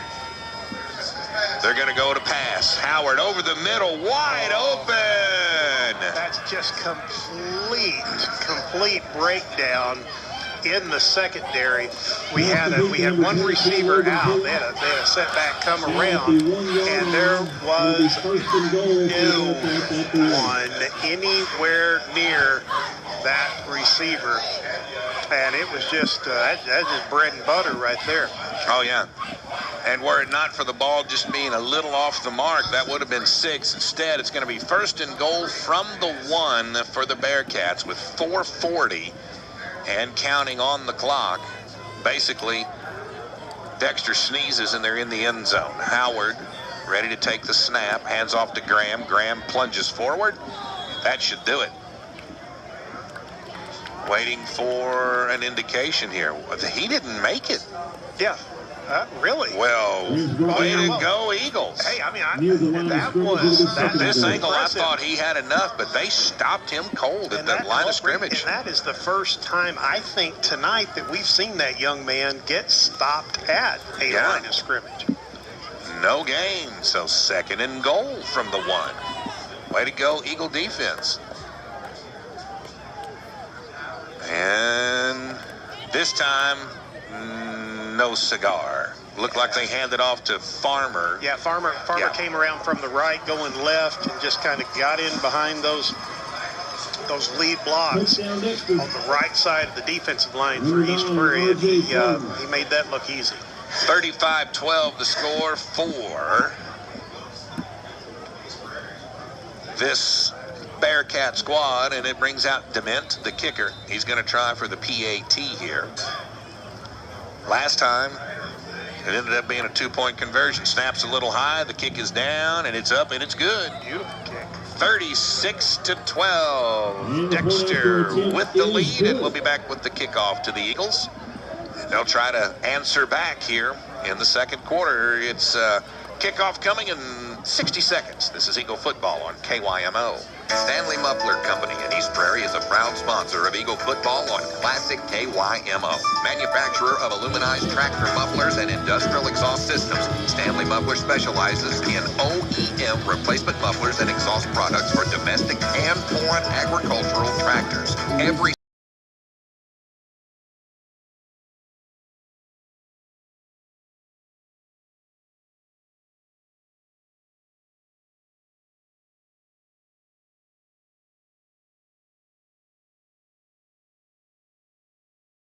Maine and East Prairie. With compassionate support of Gentiva personal care caregivers, people can continue to safely and confidently maintain their independence at home despite difficulties with the activities of daily living. Gentiva personal care, their place is by your side. Gentiva personal care, open 24 hours. Give them a call today at 573-649-3316. Now, back to more Eagles football action on KYMO. Well, I tell you what, in high school football, you won't see a better kick than what DeMint just did. It was called in. He literally, Tavion Ware stepped back, and his back leg was on the goal line, and he had a pretty good run back, Rob. And Tavion Ware, had a good return. Going to get the ball up about the 35-yard line, and I thought Reed almost just for a second. I thought he was going to break it, but the Bearcats did a good job on the coverage. Were able to get him down on the ground. So the Eagles with 3 minutes and 42 seconds here left to go, and they're going to try to get in the end zone again. This time, there's Braylon Cade that we know, and he just powers forward. One of the best runs he's had tonight, and he's going to get about 7 or 8 on that carry across the 40 to about the 42-43. Okay, that was a good run by Braylon Cade, and let's not forget about how he was able to get that, because the offensive line over on the right-hand side, they manhandled and they moved the defensive line back. And we're going to try it again, and we do, and we fall forward, and I believe he's got enough for a first down. If not, he's going to be doggone close. Not gotten any signals yet. On second down. They're gonna say it's no. Nope, they're gonna say he had enough. First down, Eagles. I never saw him indicate that the clock should stop, but it's just under 3 minutes to go in the second quarter. The Eagles hand off. Here comes Tavion. Tavion muscling forward, taking people with him. And down we are. That's first down. We got bodies flying all over the place. And you got Cooper Oatsful. The biggest kid on the defensive line is number 79. He's a big kid. And his name is Garrett Coombs. And Mr. Coombs, they called him off. They said, get back over here, because Cooper Oatsful took him to the house. Now they're going to try the reverse, and we've got room on the left side. There's Markham finding the sideline, 30, and he steps out of bounds. That was a wise decision. Yeah, that was a very good decision. I'll tell you, it's a good play. I love the play. It stops the clock. It scares me, and we got a flag down way back here. I'm not sure what that's going to be. Mark Gammons.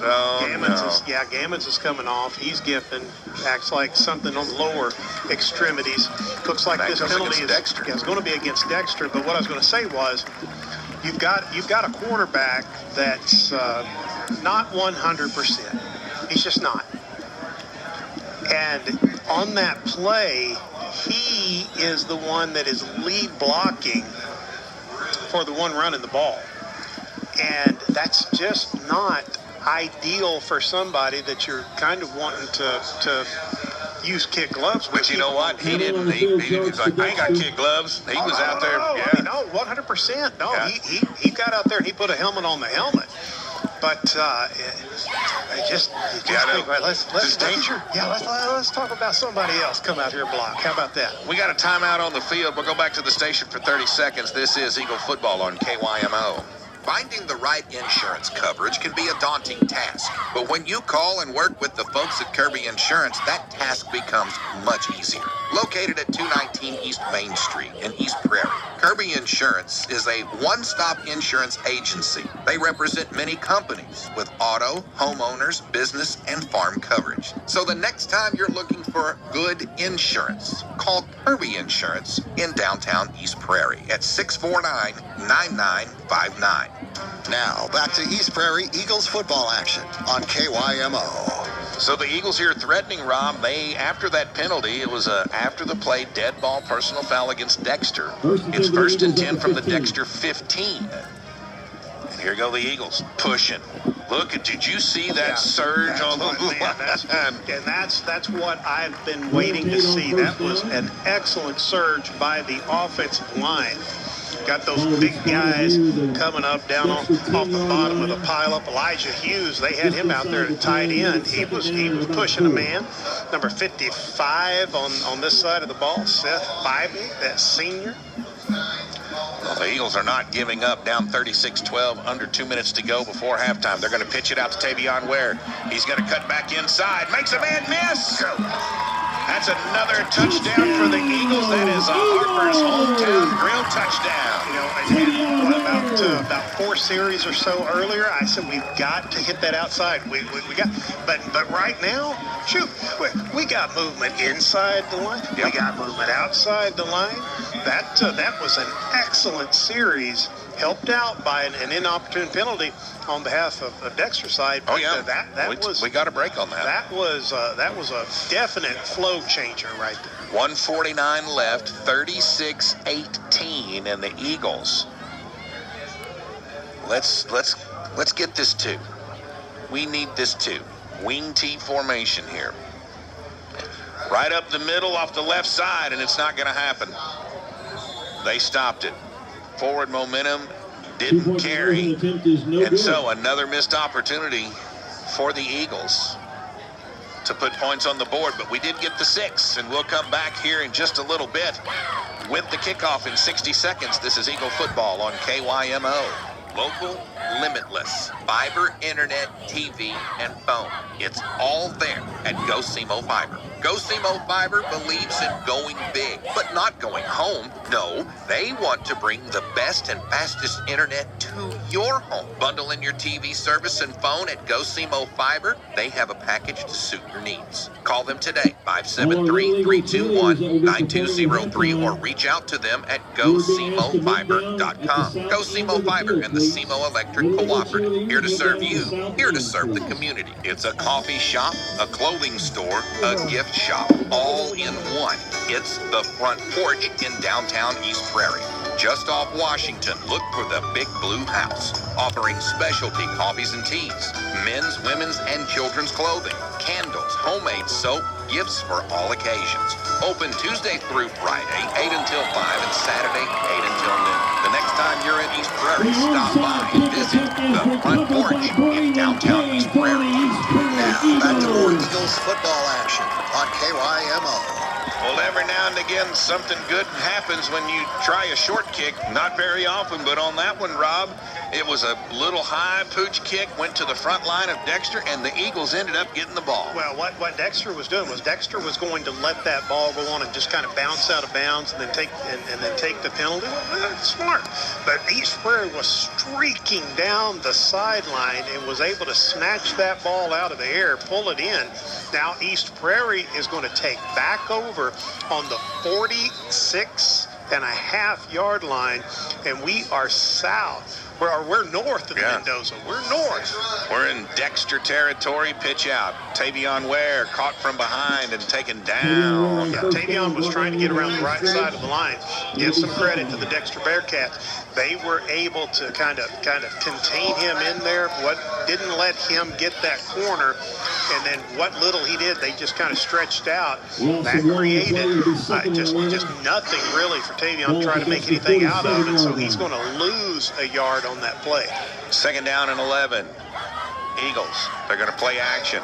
Ty Wallace lays it out. He's got a man down the field. That is Markham against Wers. Wers has the height advantage. Wers knocks it away. That's good football play. Wers looking back towards the ball, playing the ball. Did he get his hand on Markham? Yeah, he did. Markham had his hand on him too, though, and pushing off. Yeah, Markham had his hand on him, but that's good football right there, and you give credit to Wers. Wers got up there, and he got position on the football and was able to knock it out. I was just fixing to say, I wonder if the Eagles are not going to try to, with 1:10 left on the clock after getting that short kick recovery, if you will, calling it onside. Now from the wing tee. They're going to try to do a little razzle-dazzle. It's going to be a reverse. Markham looking. Dexter sniffed that one out. Yeah. They strung it out, sniffed it out, and there was a lot of white jerseys over there to stop that. Now it's 4th down. Yeah, and I was watching Ty because once again, Ty is his lead blocker, and he was a little ginger on that one. He was blocking kind of on the side of his shoulder pads. He wasn't squaring up with anybody. It wasn't like there was one guy to block. It was like, okay, to take your pick here. 4th down. The Eagles are letting the clock run down here. There's 26 seconds left to go before halftime. It's going to be 4th and 12. The ball is on the 48, and now we're going to have a timeout. Coach Stalker and the Eagles call a timeout with 18 seconds left. 4th down coming up. We go back to the station for 30 seconds. This is Eagle football on KYMO. Whether it's just a night out with a loved one, a party with friends and family, or a business meeting, Sandy Ridge Smokehouse has you covered. At Sandy Ridge, their friendly and inviting atmosphere is customer-oriented to suit every need. Dine in at a regular table, sit out on the porch or patio, or choose a snug for a more intimate setting. Sandy Ridge has catering available, and you can order online. Check them out on Facebook. Sandy Ridge Smokehouse, just outside of East Prairie on Highway 80 West. Let Sandy Ridge serve you today. Now, back to East Prairie Eagles football action on KYMO. Coming back to this one here, and we have got a 4th down situation. The Eagles with the football. They had an onside kick they recovered after a touchdown. It is a 36-18 Bearcat lead over the Eagles, but the Eagles have the football. They've got 18 seconds left here in the second quarter before halftime. And it looks like the Eagles, I want to say they're going to punt. They're showing punt. Tavion Ware back to punt, and I think that is the wise decision here. You can expect a directional punt. He's going to just try to angle it back, get it out of bounds. Oh, right down the middle of the field. That was a line drive. Picked up at the 17. There goes McDonald. My goodness. And he is gone. He's gone. Nope, there's a block in the back. I think they're going to call it back. I swear I saw him. Actually, there were 2 blocks in the back. One way there's a flag there. Is on Tavion, and then we've got another one back here about the 30 And and that's a shame because that was one heck of a punt return. And I know it's a Dexter Bearcat, and I'm an Eagle all the way, and I will bleed Eagle blood until I pass from this world. But that was a fine punt return. Well, here's what I don't get. Of all the times that you were going to think about.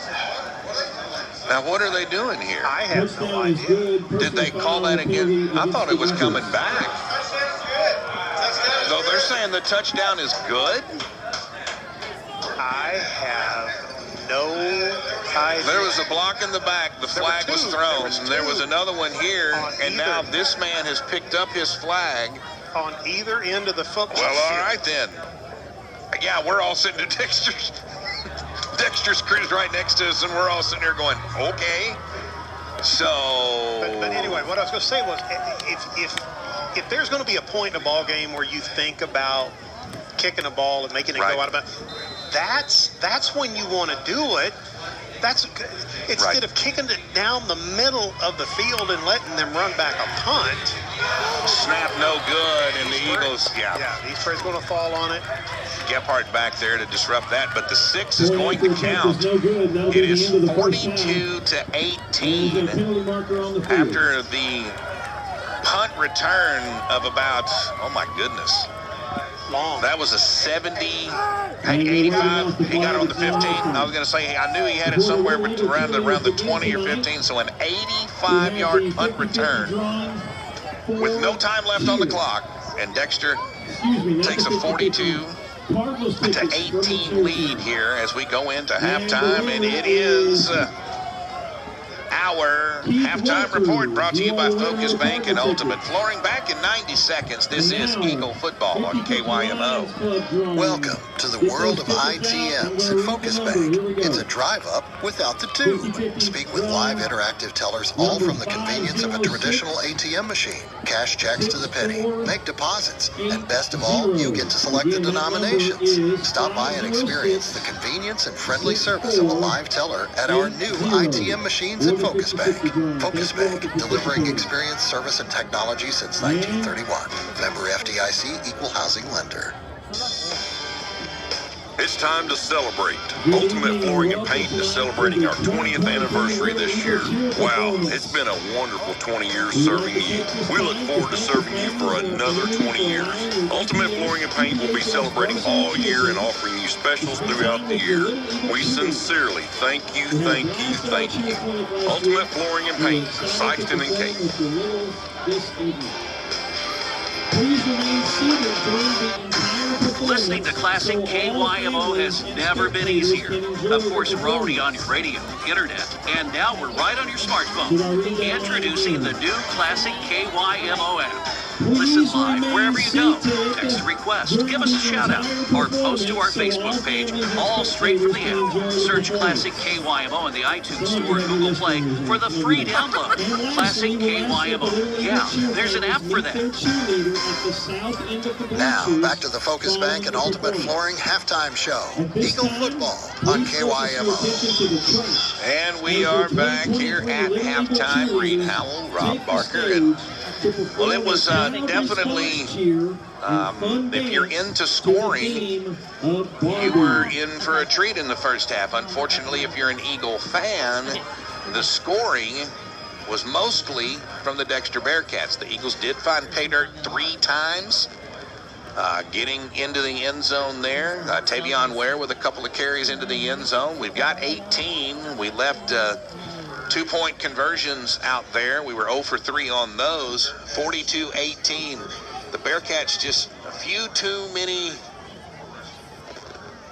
guns in the arsenal, if you will, tonight. They've basically, and it's been on the edges. That's really where they've done their most damage tonight.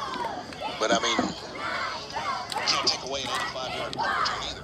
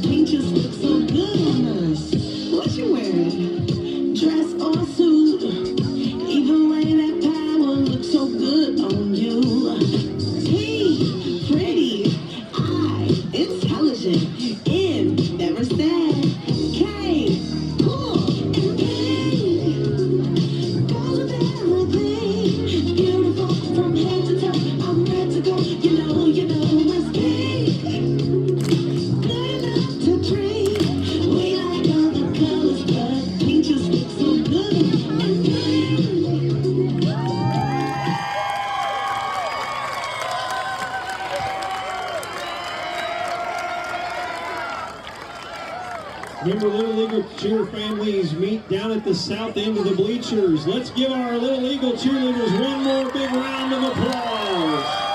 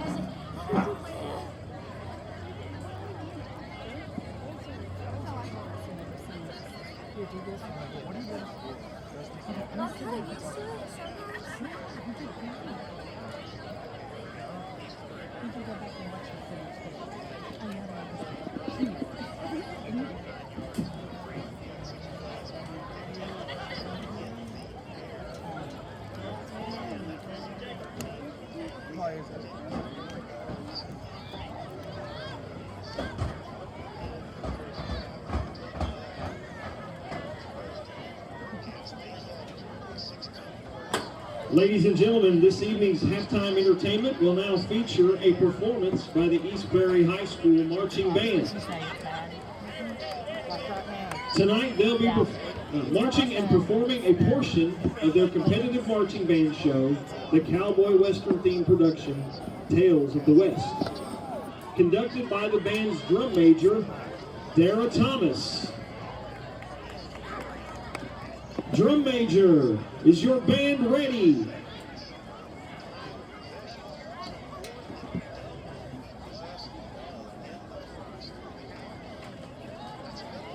The 2023 East Prairie High School Marching Band.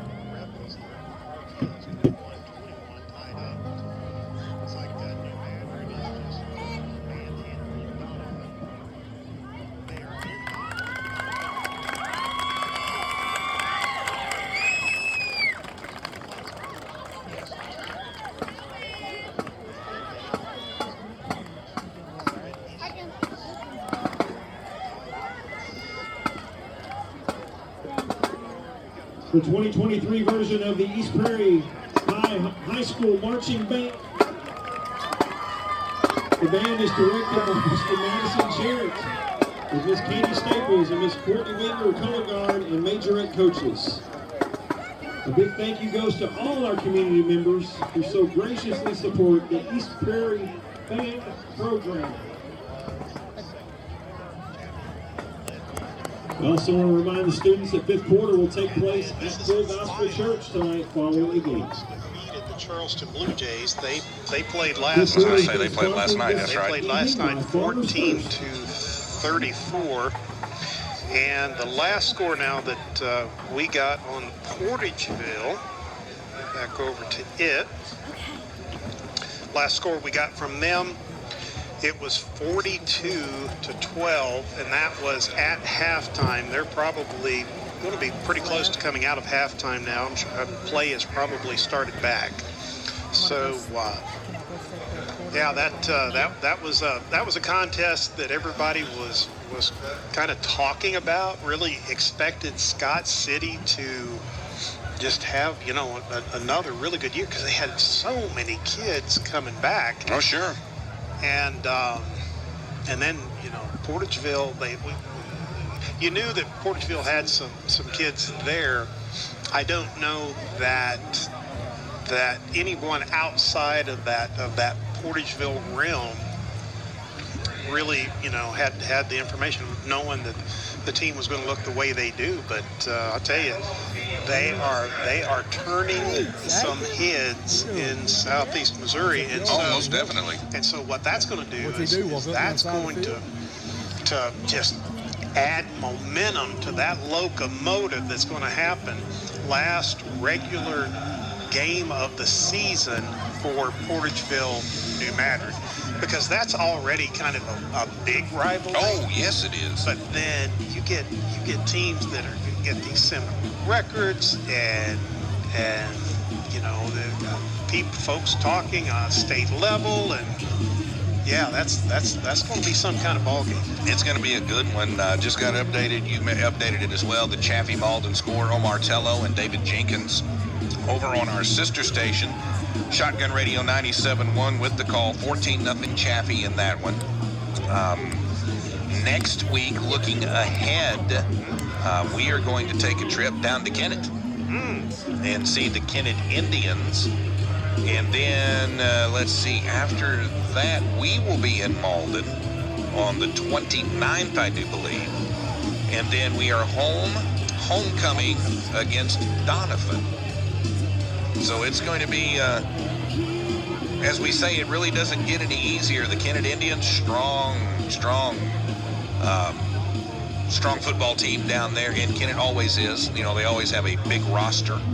And going down there is always tough to play. And, of course, you know, you can't ever count out things, but Malden's been a little down in recent years, and so has Donovan. And, you know, East Prairie's got to be looking at those games as a chance to kind of rebound into the season and put some wins up, because the last several games of our schedule going into October, we're on the road. Well, and the good thing is, it's particularly when you're talking about district play, it's all about points. That's right. And when you play those schools that are higher up in the division than you are, you're getting points. And so you play them, and depending upon how close you can make that game, you might lose, but then you're still picking up points. And that helps you jockey for position within your own district. So, and quite frankly, I think it can make you a better football team. Because, you know, if we talked about it last week, the first game of the season for Portageville, they played up 2. And right out of the gate. They did, that's right. They went to Savannah, I think it was, yeah. And I know what the purpose was. The purpose was, if you start out at a caliber like that, you can always kind of modify things. It's hard to pull kids up. A classic example: you talk to any cop. You talk to any cop in the mornings. if you've got rain in the mornings, you've got fewer accidents in the afternoon, because people were accustomed to driving the way they did in the rain starting out that morning, right? Okay. And so they adjusted it, and so you get fewer issues in the afternoon. But if you've got sunshine in the morning and rain in the evening, you better get ready. Get your book out, because you're going to have some accidents. Same thing for football. When you start out that season and you're playing up like that, now you're setting a bar and you're saying, our kids, this is what it's going to be like this entire season. So now they're in gear for those next games that are coming. But if they start out with somebody soft, it's hard to get them to get up to that next level. So I see complete sense in what they did. Well, both teams have made it back out here onto the field. It is a 42-18 Dexter lead here at halftime, and they will have the ball to open this third quarter. When we come back here, we're going to take our last break here. It is our Focus Bank Ultimate Flooring halftime report coming to an end here in East Prairie. Back in 90 seconds. It's Eagle football on KYMO. Welcome to the world of ITMs at Focus Bank. It's a drive-up without the tube. Speak with live interactive tellers, all from the convenience of a traditional ATM machine. Cash checks to the penny, make deposits, and best of all, you get to select the denominations. Stop by and experience the convenience and friendly service of a live teller at our new ITM machines at Focus Bank. Focus Bank, delivering experience, service, and technology since 1931. Member FDIC, Equal Housing Lender. It's time to celebrate. Ultimate Flooring and Paint is celebrating our 20th anniversary this year. Wow, it's been a wonderful 20 years serving you. We look forward to serving you for another 20 years. Ultimate Flooring and Paint will be celebrating all year and offering you specials throughout the year. We sincerely thank you, thank you, thank you. Ultimate Flooring and Paint, Sykeston and Cape.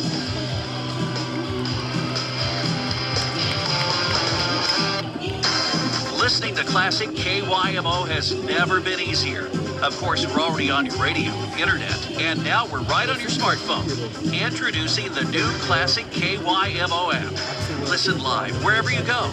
Text a request, give us a shout out, or post to our Facebook page, all straight from the app. Search Classic KYMO in the iTunes Store or Google Play for the free download. Classic KYMO. Yeah, there's an app for that. Now, back to the Focus Bank and Ultimate Flooring halftime show. Eagle football on KYMO. And we are back here and starting to wind things down as we kind of take a stretch. Judge Barker going to take a little stretch. I'm taking a little stretch here and watching the Eagles. It's going to be the Dexter Bearcats that are going to come out. They're going to receive the kickoff from the Eagles as we start this third quarter. Eagles got a lot of catching up to do. They did manage to find some pay dirt a couple of times. They opened the game with an opening drive touchdown, but Dexter quickly answered and then answered again and then answered several more times before the Eagles finally found the end zone a couple of times late in the second quarter. And then right before, literally seconds left on the clock, a punt to Dexter, and 85 yards later, they were in the end zone to take a 42-18 lead. And we're going to start, well, it looks like East Prairie may have been, I'm not sure what this happened, but now it looks like the kickoff for East Prairie is going to be way back. So we're going to start the second half with a penalty assessed on a kickoff. And for the Eagles, not accustomed to kicking very deep, we're going to have to hope that we find a little leg here. And that's going to be Tucker Parker, number 8, backup quarterback for the Eagles here. Let's see if he can put the leg to it. He does. And it's a short roller picked up just on the between 45 and 50. And Dexter takes it across midfield. They put it into the 45-40 down to about the 36-yard line. So it's going to be, looks like Elijah Hughes on the tackle for the Eagles. But it is Dexter with really good field position as the Eagles started with the penalty assessed on the kickoff before play had even started.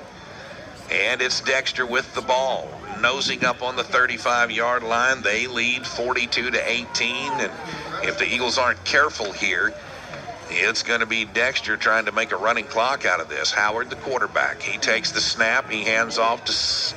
That is going to be Graham's right up the middle, a flag, and I believe we're going to have a horse collar against East Prairie. Yep, horse collar against the Eagles, big penalty, and that's going to push Dexter forward. Kind of hard not to call that one. So the Eagles get the horse collar called, and it's going to push Dexter even deeper, and that's going to give him a first down as well on the personal foul horse collar.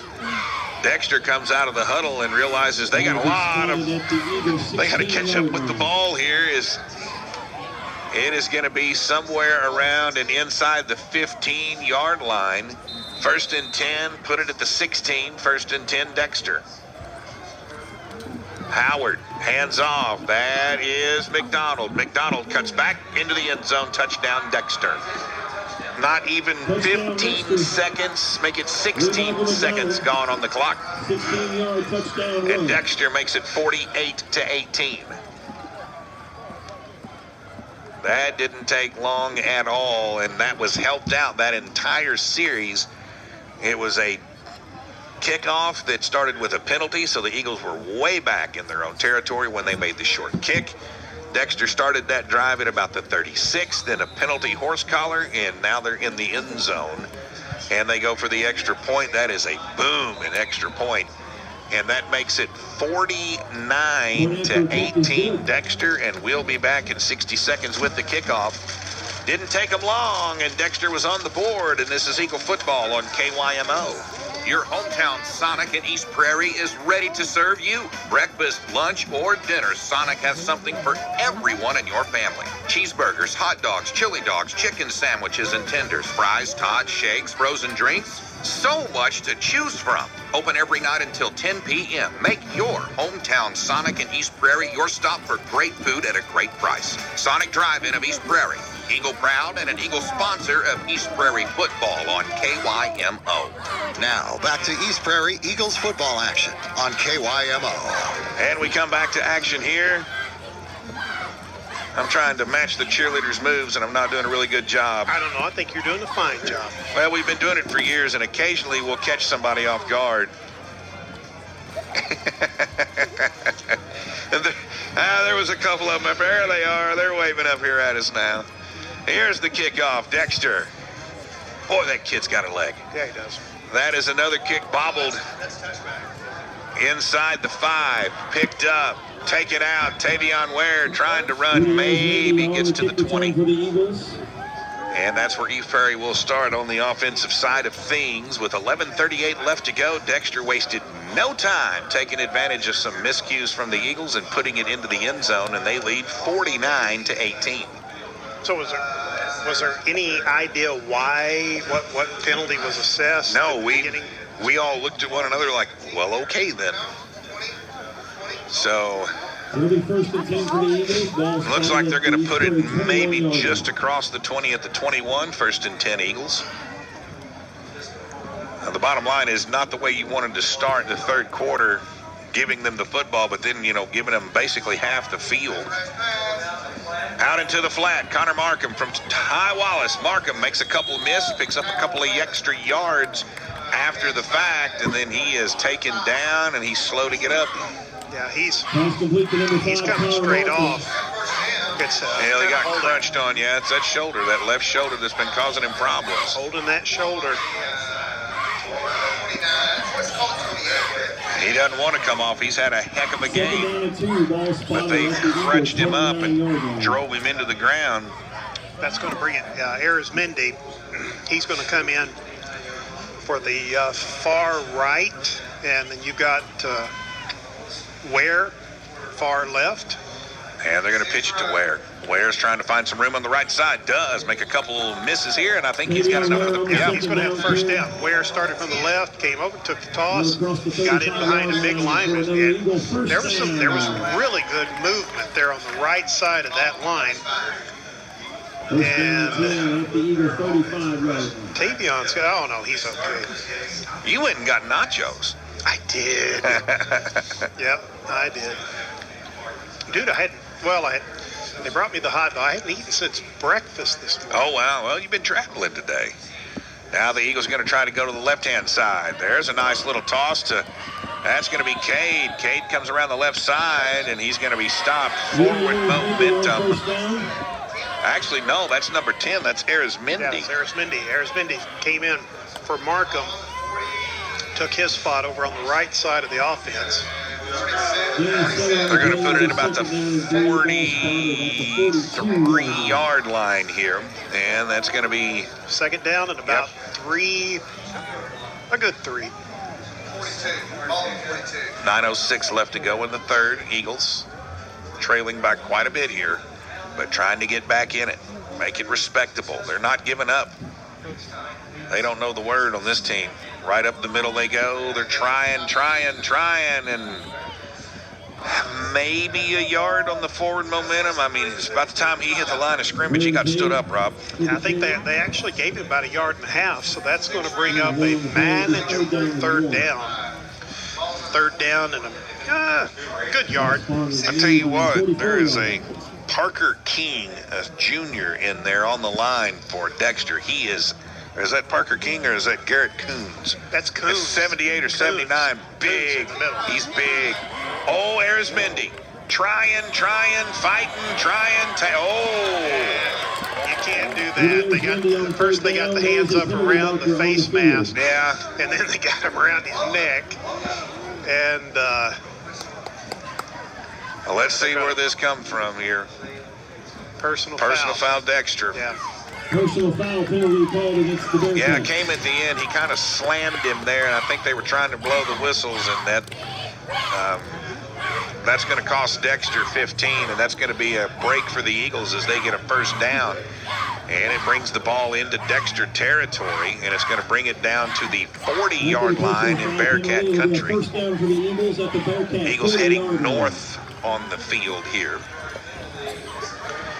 And so the Bearcats get that personal foul, and the Eagles continue to fight. The Eagles continue to move. Ty Wallace playing in there on that bruised up knee. Pops it over to Tavion Ware. He finds a gap on the right side, Rob. Tavion, they had the defensive line in. He came across, he crashed. And Tavion just kind of whoop, got in the inside of him, came on his inside shoulder, got in behind the right tackle. I think is that Butler? Let's see, who do they have over there? I'm trying to see. Well, that's big 75 is coming to the left-hand side. Yeah, that's Gephardt. Excuse me, on the left. He's going to be in there next try on to the get left. over there. That's 78. Big 78 for the Eagles, and this time they do run to the left side. They run across over there where Gephardt and Mr.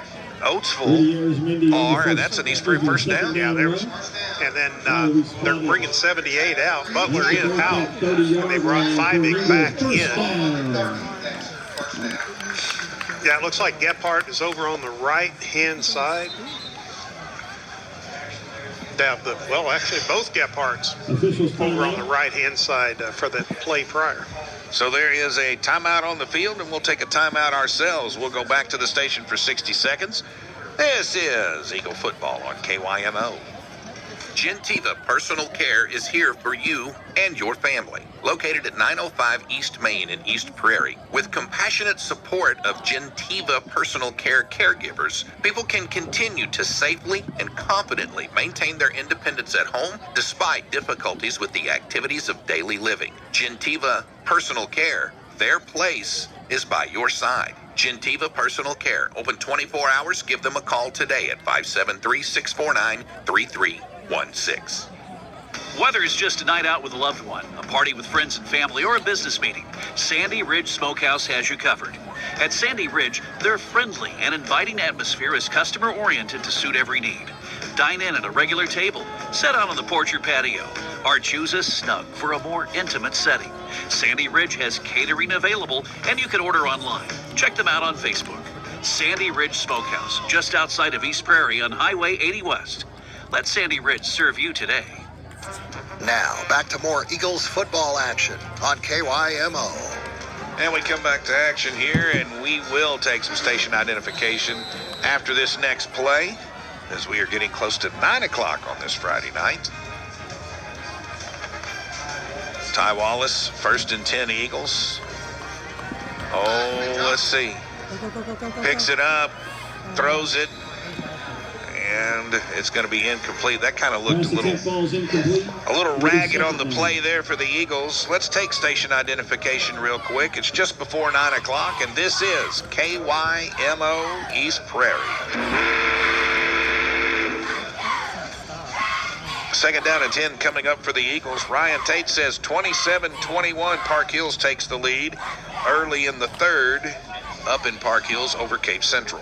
They got a good game going on up there. They really do.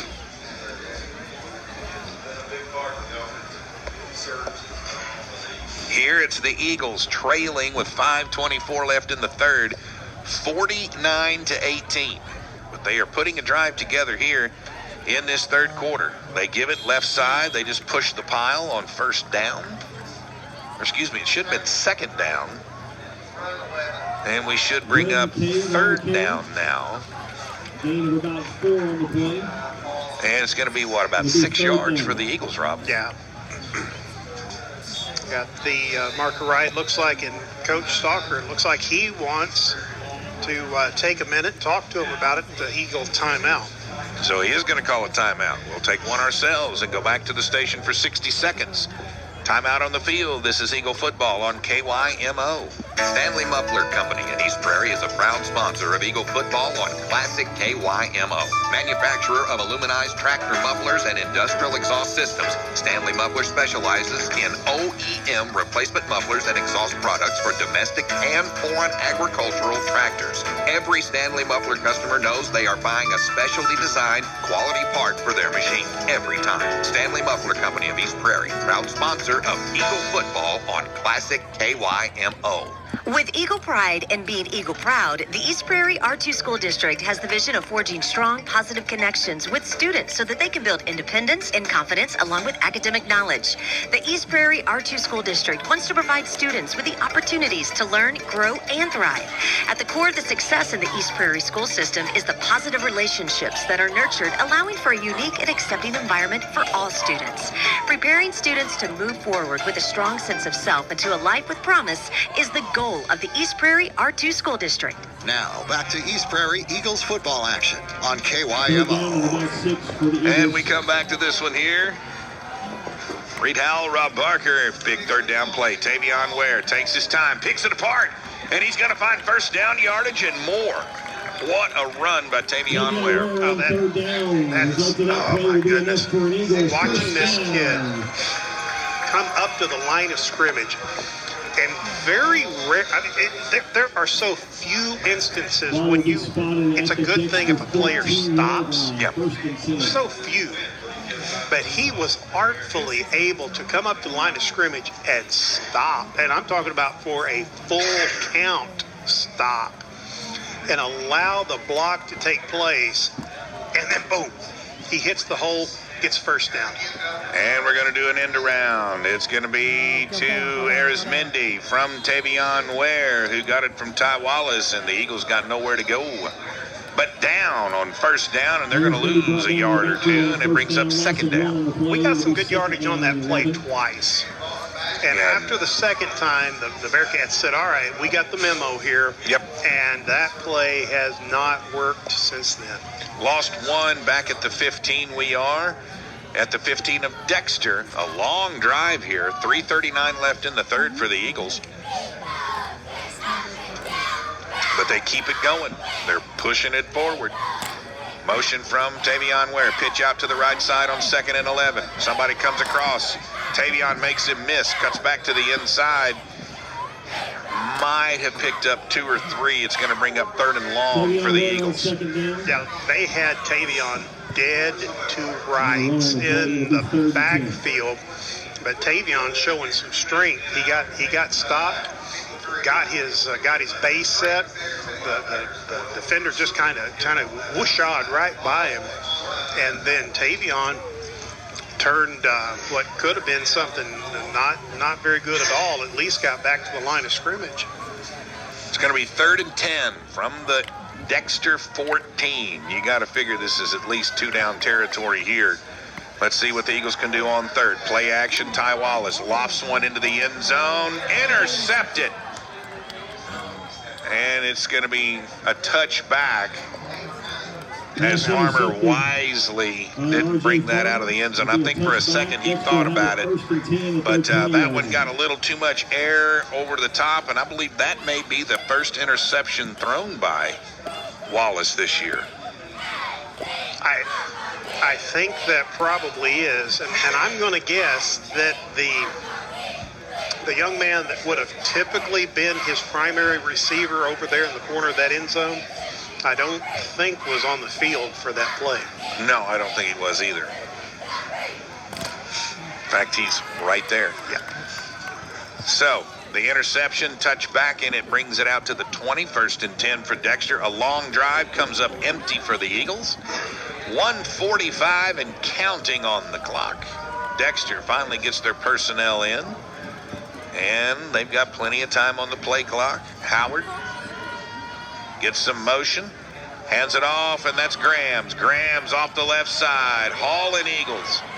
There's Mindy riding him piggyback for about 15 yards, but eventually wears him down, but not before he gets out to the 45. That's 1st and 10 Dexter. He's big. He's big, and I don't know. I don't think Tavion is 100%, and he's coming over and he's sitting down, because that time young man came up, had contact with him, and Tavion just he just absolutely stopped. He just stopped, and running back, it just kept running, and so yeah, they're gonna try to.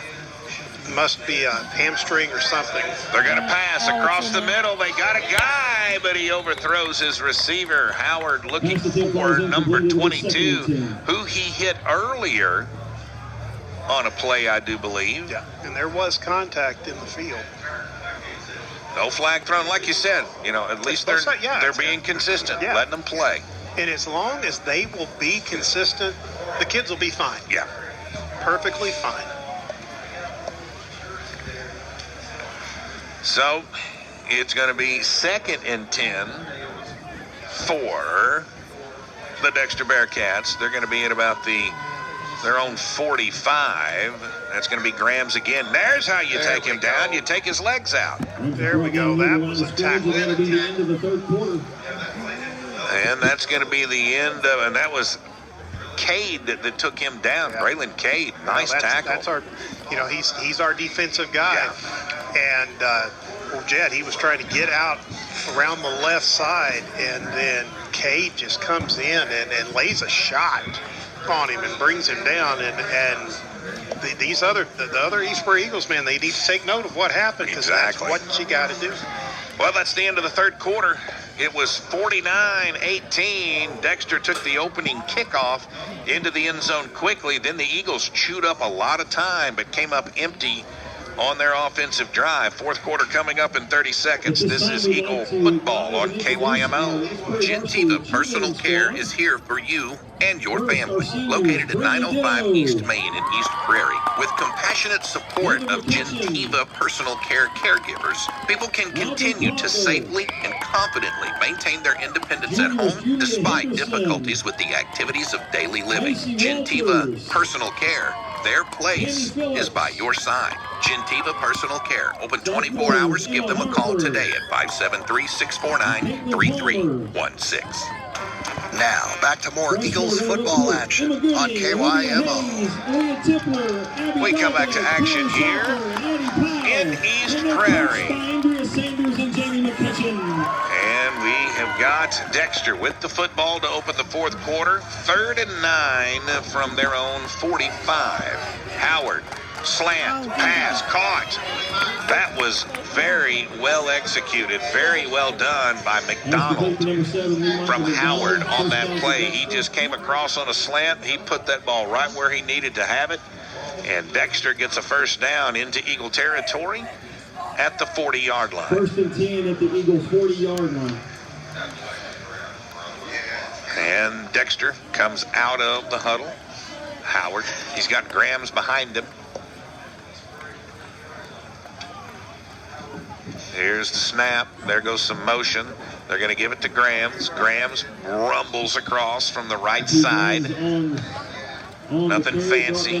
Grinds up some yards. Goes from about the 40 to about the 35. It'll bring up 2nd down and 5 for the Bearcats.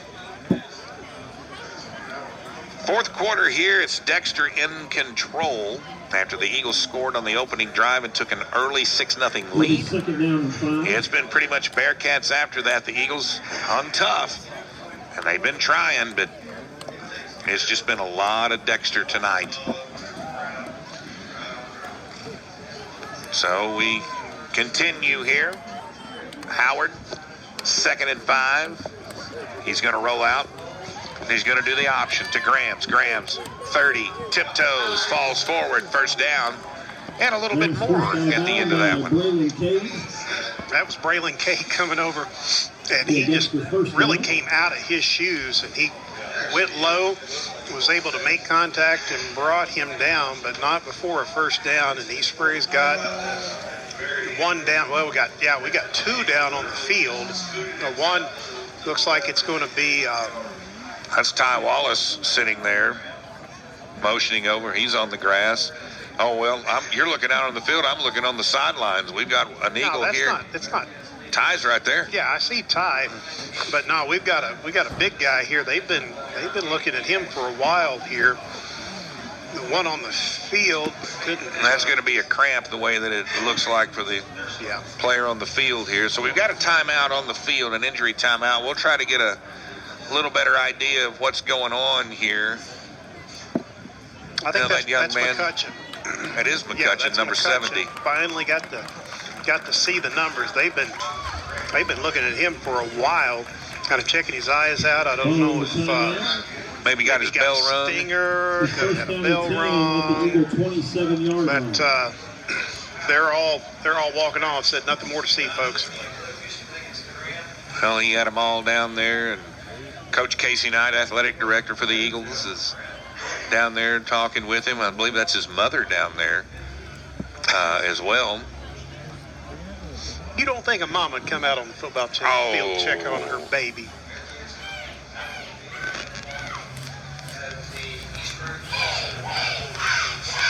So, Dexter here after the injury timeout comes back out of the huddle. They've got a 1st and 10 at the Eagle 27. And they're putting Gephardt in the chair. So I'm going to say he's probably done for the night. Howard pump fakes, fires, and he miscues and fires out of bounds. It'll bring up 2nd down and 10. Yeah, McCutcheon, number 70, Brandon McCutcheon. They've got him in the, like you said, they got him sitting in the chair over there. Yeah, that was Shoemaker on the coverage that time. And it was good. It was a pretty good route. The ball was just off just a smidge, but the receiver was able to get in behind Shoemaker on that play. So the Eagles hold on 1st down. Let's do it on 2nd down. 2nd down and 10 for the Bearcats. They're going to hand off, go to the right side. That's Farmer. Farmer's had a lot of success on that side. He makes the turn up the sideline, and he's wrapped up and taken down, but not before he gets the first down. 2 Eagles had a chance, but they missed him. Yeah, now they're starting, and there maybe the silliness has been going for a little bit, but saw some taunting going on the Bearcat side that time. He got a good block. He got a good block on a defensive lineman. Then he turned around and gave him some universal signage. Very nice. And, interesting. Snap, Howard, Grams hit at the line of scrimmage. But still, I mean, hit and just kept going. Yeah. That kid is strong. And I tell you, not only strong, but he hits that line quickly. Yes. And with force. And it doesn't. Long strides it out. I mean, it doesn't hurt that they got a big hole up there too. Right. 2nd down and 4. They can get a first down. They're at the 7-yard line of East Prairie here in the 4th quarter. Handoff, give it to Grams. That's a touchdown. Yeah, after that initial contact, he got that second lunge, and you just saw it coming from 7 yards out. Grams is in the end zone. Mac Munson has made his way into the ball game, and Mr. Munson, I'd like to introduce you to number 2, Jet Graham. Munson did wrap him up. What, But Grams pushed him backwards about 3 yards. He's just a strong running back, folks. He's a strong running back. So Dexter gets 55 now on the board. Can it be 56? That's 56. I mean, even the extra points are boomers off this kid's leg. Yeah. 56-18, Dexter in control with 5:36 and counting. They're letting the clock run here in the 4th quarter. Coming back with the kickoff in about 30 seconds, this is Eagle Football on KYMO. Stanley Muffler Company in East Prairie is a proud sponsor of Eagle Football on Classic KYMO. Manufacturer of aluminized tractor mufflers and industrial exhaust systems, Stanley Muffler specializes in OEM replacement mufflers and exhaust products for domestic and foreign agricultural tractors. Every Stanley Muffler customer knows they are buying a specially designed quality part for their machine every time. Stanley Muffler Company of East Prairie, proud sponsor of Eagle Football on Classic KYMO. Now, back to East Prairie Eagles football action on KYMO. And we come back to this one. 5:07 left to go in this contest. And the Eagles will come out here and get ready to receive the kickoff after Dexter tacks on another 7 to make it 56-18.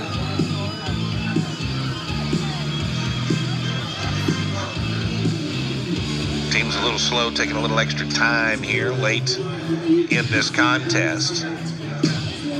So Dexter will improve their record to 3-1. The Eagles will fall to 1-3 tonight, barring a stupendous football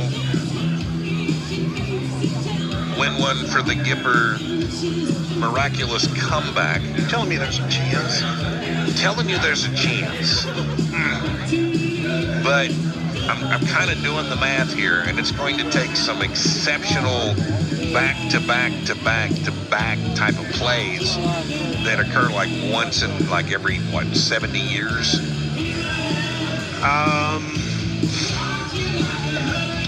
I mean, so we run the kickoff back. So we're in the 4th quarter with a running clock. I don't think. Hear me out. Come on. Okay. So we kick it off right here. We're going to run it back. Okay. All right, then we're going to get an onside kick. And, now we dropped the ball on the kickoff, but we pick it up, and now we're taking it off and running. Hey, that's a pretty good little run back there. Good. After the bobble, Arismendi, number 10. So we didn't run it in. So, okay, my theory's blown down. So I'm going to say we kick it off, we run it back, we get the onside, punch it in one play, a nice long pass, so boom, boom, 2 scores. So then we onside again, except this time we go to the opposite side. We, we toss it up a little bit here. We get that one back. And then And then what's the score? We still have to make, So what you're saying is if I get that, so that's 3 touchdowns, that's like 18 points. So we still have a ways to go here. Hey, we got a new quarterback in. They have brought in Tucker Parker to replace. Tucker Parker is going to be the quarterback, and the Eagles are going to get a flag. Somebody moved, I believe, on the left side of the line over there. So what happens is you get used to quarterbacks, right? Right. and quarterbacks all have their a different cadence. You know, they've got a pace, and as a lineman, you kind of get used to that pace, and unless it's purposeful, that you know, like, we're going to go on 2, we're going to go first, whatever it is, you get used to that pace. Well, first play from scrimmage, new quarterback, new pace, and linemen are kind of geared up to go on the old pace, and so that gets them offside. So the Eagles here just kind of letting this clock run down. The play clock is actually, they just now started the play clock. And the Eagles on 1st and 15. They're going to pitch it to Arizmendi. Rudy is going to run ahead for a couple of yards. And the clock is going to continue to run here with 3:04 left to go in the 4th quarter. Eagles fought hard. You got to give them credit. They stayed in it. They had a great drive back in the 3rd quarter. They chewed up a lot of time on that drive to come up empty. But again, that's going to be the 2nd week in a row. I mean, obviously we'll get the stats here in a bit, but I could almost guarantee you this is going to be the 2nd week in the row. Yes, that we will have dominated time of possession. Yeah. I totally agree. Because, I mean, we chewed up minutes in that 3rd quarter on that drive. And clock continues to run here as the Eagles are going to be looking at a 3rd down and probably a solid 8, maybe a little less to go. And we've got some deep in their territory here at their own 28. Some younglings in there now. We do. We've got Dylan McCutcheon, number 25. Peyton Givens coming in. Peyton Givens is coming in here, taking, is that 5? Yeah. Dylan McCutcheon, number 25, has made his way onto the field. They're going to hand it off. And I do believe, was that DeMarquez Tipler? I believe so. I believe DeMarquez on the carry. He made a good cutback. Dexter was indicating that they got the ball, but referee said no. Yeah. He said no. Now Tavion Ware comes off as DeMarquez Tipler. I think we're going to go to looks like probably a punt. Yeah, it's 4th down and about 4 yards. Well, a short 5, long 4. And we've got about a minute left to go here. High snap. Good snap. High punt off of Tavion Ware's foot. Number 24 says, I'm just going to let it bounce. Takes a Bearcat bounce. Punt by Tavion Ware is down by the Eagles. I love it when a quarterback has contact. And Parker was coming downfield. And it was going to be touched. And I don't know why, but one of the Bearcats wanted to step up on him, and Parker, he saw him coming, saw him out of the corner of his eye, and then he punched it in gear and put the young man on his posterior. That he did. Well, the Dexter Bearcats have called a timeout. There is 40 seconds left to go in this contest, but they lead by the score of 56-18. And now they...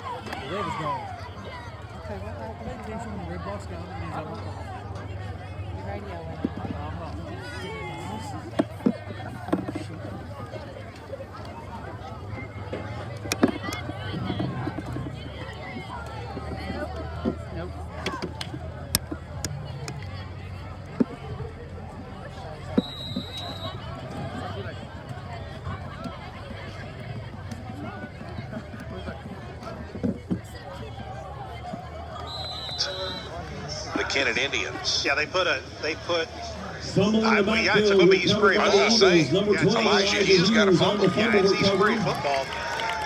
They put a man in motion, center snapped the ball, and it hit the man in motion.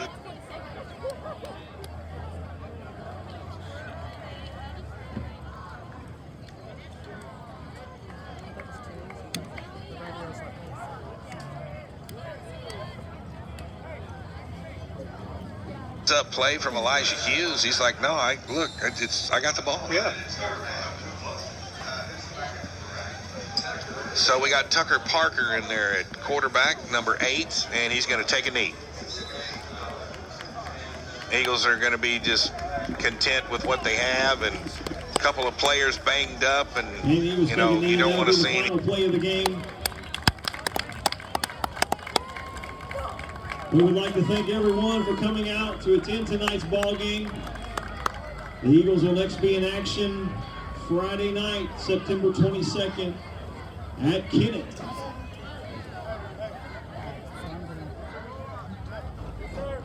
Good night, everyone. Travel home safe.